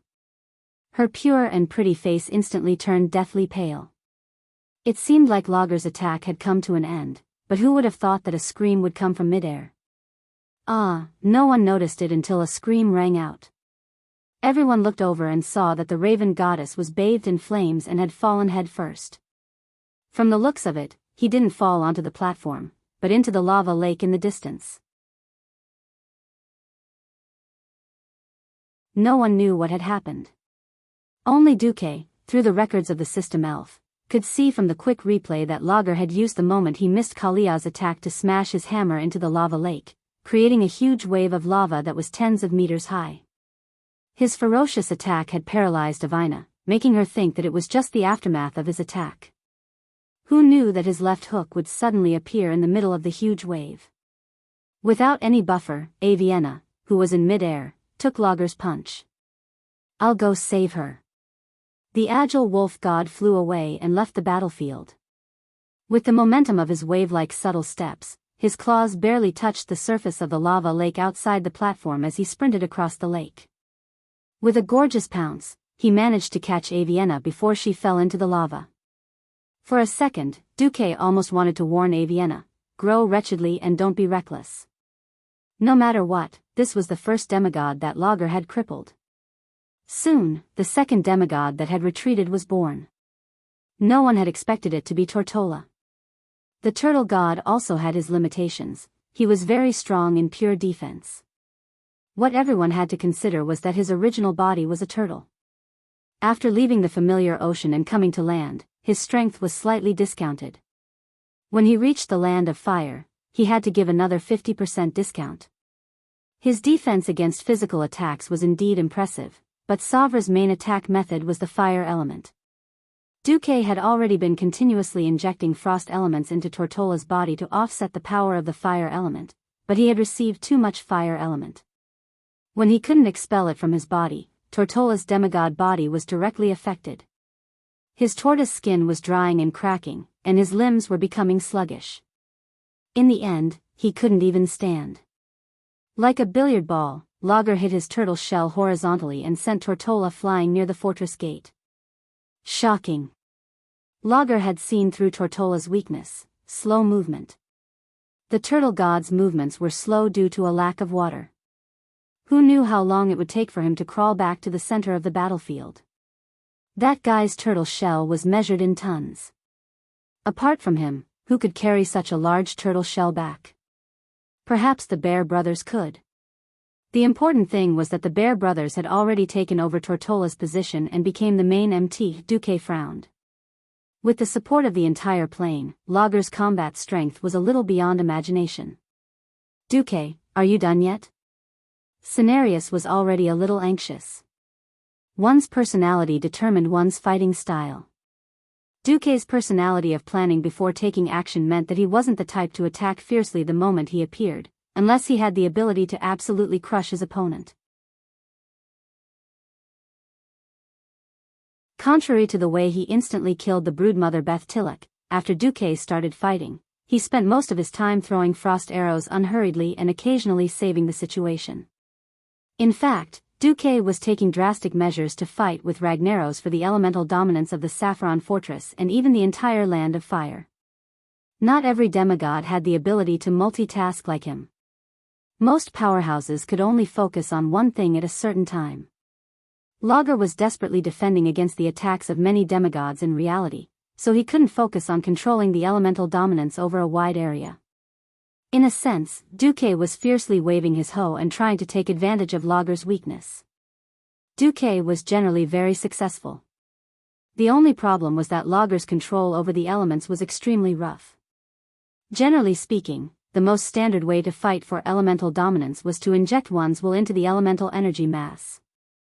When the element completely acted according to one's will, one would obtain the control over that element. It was a competition of the resistance and invasion of one's will. However, Lager didn't fight against Duque at all. Invasion of Duque's will? All right. Lager directly gave this mass of elemental energy to Duque. The next second, he directly used an even greater amount of fire elements to break Duque's control over that mass of energy. To achieve elemental dominance, there was a minimum amount of will that needed to be injected per unit volume. What Lager did was to continuously hurt people with his own will. More and more fire elements rushed in at high speed, constantly diluting Duque's willpower, so that Duque couldn't form absolute control over any of the fire elements.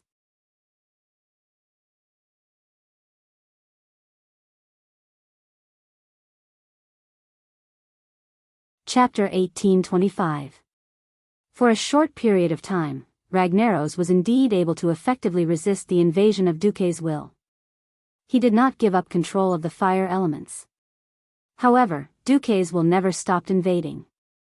As time went on, when Lager was unable to inject more fire elements to maintain a diluted state, or if he used elements that Duque had not invaded to replace them, Duque would seize control of the entire land of fire much faster than before. This was a classic double-edged sword. Lager was betting that he could get rid of Duque and his gang before Duque seized power. To be honest, at this point, Duque was no longer in a hurry.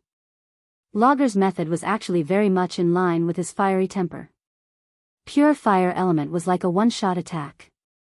If he could not kill the enemy, he would die of exhaustion. In a sense, fire element was not very compatible with Duque's temperament. Duque was completely relying on his rich knowledge of thermodynamics as a transmigrator and the help of the system to snatch the meat from Lager. If it was just a simple battle between Duque and Lager, Duque might really be exhausted to death by Lager, who had more resources and the geographical advantage.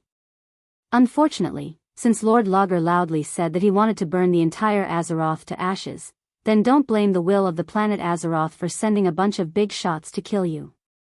The four major elemental realms approached Azeroth and broke through the spatial barrier. In turn, Azeroth instructed Isra to resurrect more demigods to fight back. This was originally a counterattack in line with the will of the planet. As Duque began to suppress Ragnaros in the amount of elements in the Land of Fire, Lager was busy dealing with Duque and did not have the time to use fire elements to repel other elements. This also indirectly freed a certain demigod. Lager wanted to win quickly, but he was being too presumptuous. The demigod team had Cenarius, the super healer, on their side. Body-devouring flames. Ragnaros raised his hand and immediately covered 1/3 of the platform with flames. Several mortal heroes and demigods who couldn't dodge in time were bathed in flames. Tranquility. Cenarius raised both his arms and used a powerful healing skill to restore all of his HP back to full. Fiery world. Lager turned his surroundings into a sea of fire again. Tranquility. Meteor strike. Lousy still, Ning. Quiet. I don't care if Lager's moves are ever changing, Cenarius will just use tranquility to counter it. Who cares if I'm a poisonous healer or a real healer? In any case, the powerful natural healing skill had never stopped on any of the powerhouses. Of course, Lager knew that in a group fight, he had to kill the healer and healer first. After Kalia almost got into an accident, Ushek and User could be considered to have seen through Lager's thoughts. They did not do anything but stood in front of Cenarius, ensuring that they could catch the sledgehammer with their bare hands. The two bear monsters had thick hides and flesh, and they were able to withstand Savra's attack, not allowing Cenarius to be injured in the slightest, nor was his spellcasting interrupted. These three demigods were not the only ones that Lager had to deal with. The Raven Goddess rested for a while, then spread her wings and flew into the air to attack again. Tortola took a breath and began to prepare for battle again. The Wolf God Goldrin's attacks did not stop. This did not even include the attacks of the other mortal powerhouses. Fian, Varian, Hoof. These mortals wielding divine artifacts were not the least bit inferior to the demigods in terms of attack power. Lager wanted to use the sons of flames and sons of lava to deal with the mortals, but he helplessly realized that his underlings were no match for these mortals. Even without these big shots wielding divine artifacts, the other mortal powerhouses were enough to beat these small fire elementals into pieces. What was even more disgusting was Duque. As Duque's willpower spread through the fire elementals, Lager began to be unable to use the fire elementals to disperse the other elements into the surrounding space through the void. Using a high concentration of elements to disperse the other elements also meant that willpower had entered. Duque wanted to fight against Lager's willpower, so if Lager used his own willpower to fill in the gaps, wouldn't that be exactly what Duque wanted? Pure violence could not kill the demigods on Duque's side. Even if they were injured, they would not die. After a short while, even if they were on the verge of death, they would revive on the spot and continue to fight Lager. Lager felt a little powerless to fight for the control of the elements. As Lager's control over the fire elementals decreased, Cenarius, who rarely used spells other than the nature element, began to use ice element spells. As the leader of the nature element, Cenarius did not only know nature element spells. In fact, he could use many spells that were beneficial to the natural world. A torrential rain suddenly came and extinguished many of Ragnaros's flames. Duke, who had his hands free, summoned quite a number of ice barriers, and even huge ice walls. Any living meteors summoned by Ragnaros would perish as soon as they entered the range of the ice barriers. Unknowingly, the scales of victory were tilting towards Duque's Azeroth powerhouses. This time, Lager finally felt a great threat. He realized that even in his own lair, he would not be a match for these ferocious demigods in a head-on battle. An indignant roar reverberated throughout the entire fortress. Lager's roar shook the eardrums of every powerhouse. Bastards! Do you think this is the end? No. The land of fire is mine. All the fire elementals in this world are mine too. No one can steal my power. Despicable thief, Duke Marcus. I'll fight you now. It seemed like Lager was ready to fight Duque alone. Unexpectedly, he was as ferocious as a tiger, but in the end, he was a coward. Ragnaros actually used the gigantic Savras to sweep it horizontally, forcing back all the demigods and humans who were close to him. Then, he dove into the lava lake again. However, this was not as simple as sneaking in to recover his HP. Instead, he was attempting to enter the most mysterious and heavily guarded independent space in the fire elemental realm. Without being disturbed by the outside world, he would focus on seizing control of the fire elemental realm from Duke. Oh no! That coward is running away. Although Duque had long expected that Lager would be a coward, he did not expect that this guy would actually want to run away in the third stage. Duque really wanted to yell, "Director! This villain is acting on his own instead of following the script." Fortunately, Duque is not alone. Behind him, there were many people doing odd jobs. When Duque held Atish and used the power of space to block the entrance of the lava lake where Ragnaros dived into, the other demigods exerted their strength. Humph! Briar and Bramble stretched out their huge claws, and their four bare paws directly grabbed the entrance that Lager was trying to close. They would not close it no matter what.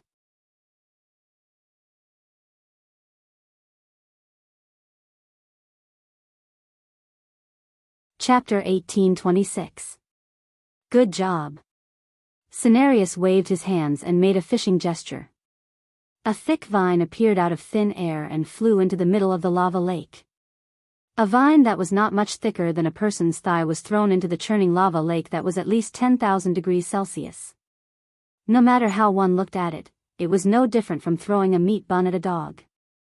Under normal circumstances, everyone would be able to see this vine turn into a rope of fire. However, in a battle between demigods, it was never a test of form, but a contest of divine power. Be it energy or elements, there had never been absolute restraints. After obtaining the even more mysterious and powerful Titan force in the universe, everyone was even more clear that all the different types of elements were just different manifestations of energy. Under certain conditions, elements could transform into each other. If not for the fact that everyone had worked together to weaken Logger's vitality to a certain extent, and Duque had stolen a lot of Logger's elements while everyone was besieging Logger, Cenarius would never have let the vine, which had condensed most of his divine power, be thrown into the lava lake. The plant element was already at a disadvantage against the fire element. Now, it was completely different. Even though it was a vine that was thrown in, Cenarius could completely feel that the lava would silently separate after touching his vine. It felt like what he had thrown in was not his own vine of life, but a real fishing line on a fishing rod. Around the fishing line was not the terrifying lava that could destroy the world, but ordinary clear water. It was as easy as fishing in a small river in the Grey Valley forest. If Ragnaros, the fire demon king, was also considered a fish, then he must be a big fish. A super big fish. Originally, it was absolutely impossible to see one's own fingers in the lava. The Logia vine had no detection ability at all in there. Under the guidance of Duque's fire element spy, the vine that was connected to Cenarius' life and soul easily found Logger, who had not dived too deep. It smoothly tied a slippery knot on Logger's neck and directly pulled Ragnaros' body. "I caught him. Come and help," Cenarius yelled. Apart from Duque, who was still leaning on a tiche and focused on preventing the spatial rift from closing, almost all the demigods rushed to Cenarius' side. The turtle god Tatora arched his body and made his turtle shell the fulcrum of the vines. Xiongda and Xiong-er were the strongest. They grabbed the vines and pulled them out like a tug-of-war. Goldring's strength was not too weak. He bit at the very end of the vine and used all his strength to pull it towards the walkway leading to the platform. What was hilarious was that the demigod fire demon hunter Shanox, who had been watching from afar and was too embarrassed to do anything, or rather, he was afraid of angering Logger, his old master, but he also came to help. As the saying goes, everyone kicks a wall when it's down. Logger relied on his gigantic physique, which was at least 10 stories tall, to begin with. However, there were too many demigods here. Apart from the Raven Goddess and Cenarius, who were slightly weaker in strength, the others were all demigods with decent strength. As the saying went, who could be blamed for challenging the entire world in a moment of excitement? With the combined efforts of the group of demigods, Logger could not even be a coward this time. He was directly pulled out of the final safe haven. "I'll separate him from the land of fire," Duque yelled. The involvement of Cenarius and the other demigods undoubtedly separated Logger's god. While Logger was busy struggling in the lava lake, Duque suddenly increased the pace of his attacks. Many mortal heroes noticed that the lava lake that Logger had dived into had started to cool down. Even though they could still see the golden light shining from below, the surface of the lava lake had undoubtedly started to solidify. It was a grayish-black color that appeared after volcanic ash cooled down. The next moment, Logger's gigantic upper body was pulled out of the lake. In the center of the lake that was starting to cool down, Logger discovered that he could not break free from the damned vines, so he simply broke through the rock wall and stepped out with one leg. Then, he used the other leg. Before the lava completely cooled down and solidified, Ragnaros's entire body finally appeared on the platform. When his gigantic body was pulled out by the vines, Hoof exclaimed when she saw Logger's appearance. "Oh my god. Logger was actually pulled out by you guys in his underpants." It would have been better if she had not said that. Now that Hoof said that, the group of Alliance heroes burst into laughter. Back in the day, Logger's clone was so high-end and magnificent. His burly upper body, domineering bracers, armor, and breastplate, the gigantic fire demon warhammer that seemed to collapse mountains every time he waved it, and his lower body was constantly spinning like a fire tornado. Ragnaros, who was in the molten core, undoubtedly gave everyone a supreme epic feeling. The description of the fire demon king from the heroes made countless busybodies in the tavern sigh with emotion. The children who worshipped the heroes were also moved. What the hell was this Logger? It would have been fine if they did not look at his lower body. One look and they felt that he was not just one level lower. Although everyone could imagine that he was a humanoid creature with 2 hands and 2 legs. This logger was only wearing a pair of short metal underpants, and his crotch armor was like a huge black iron anchor that was swinging around. It was easy to think of things like tiger penis or elephant penis. Forget about that. Compared to Logger, who was wrapped like a conical bucket, it was easy to think that Logger was actually like a sissy in a skirt who suddenly shyly went back to his room. Originally, he thought that the room was too hot, and in order to cool down, he only wore underpants and wandered around his room. It was at this moment that a bunch of unromantic bastards grabbed him out of his little nest and wanted to beat him up. This was really out of character. You've angered me. You've really angered me. I'll come out now and crush all of you into ashes. Logger's threat might sound powerful the first time, but after hearing it for a while, it sounded like the laments of a defeated dog. Hee hee. Hee hee hee hee. At some point, the mortal heroes had already started to surround him and sneer. All the demigods were even more eager to fight. If Ragnaros was connected to the land of fire and had endless elemental energy to replenish himself, perhaps no demigod here could defeat him. However, when no one called for external help, and only used their own stored energy to have a fair duel, then there really were a few demigods who lived up to Logger's name. Son. Watch Daddy's performance. It was not that Goldring did not mean to break his promise, it was just that he had suffered for a long time, and in a moment of excitement, he had forgotten. You're tuning in to the Biyao's Wuxia Chronicles YouTube channel. Don't forget to subscribe and join us on this journey to catch the most captivating stories.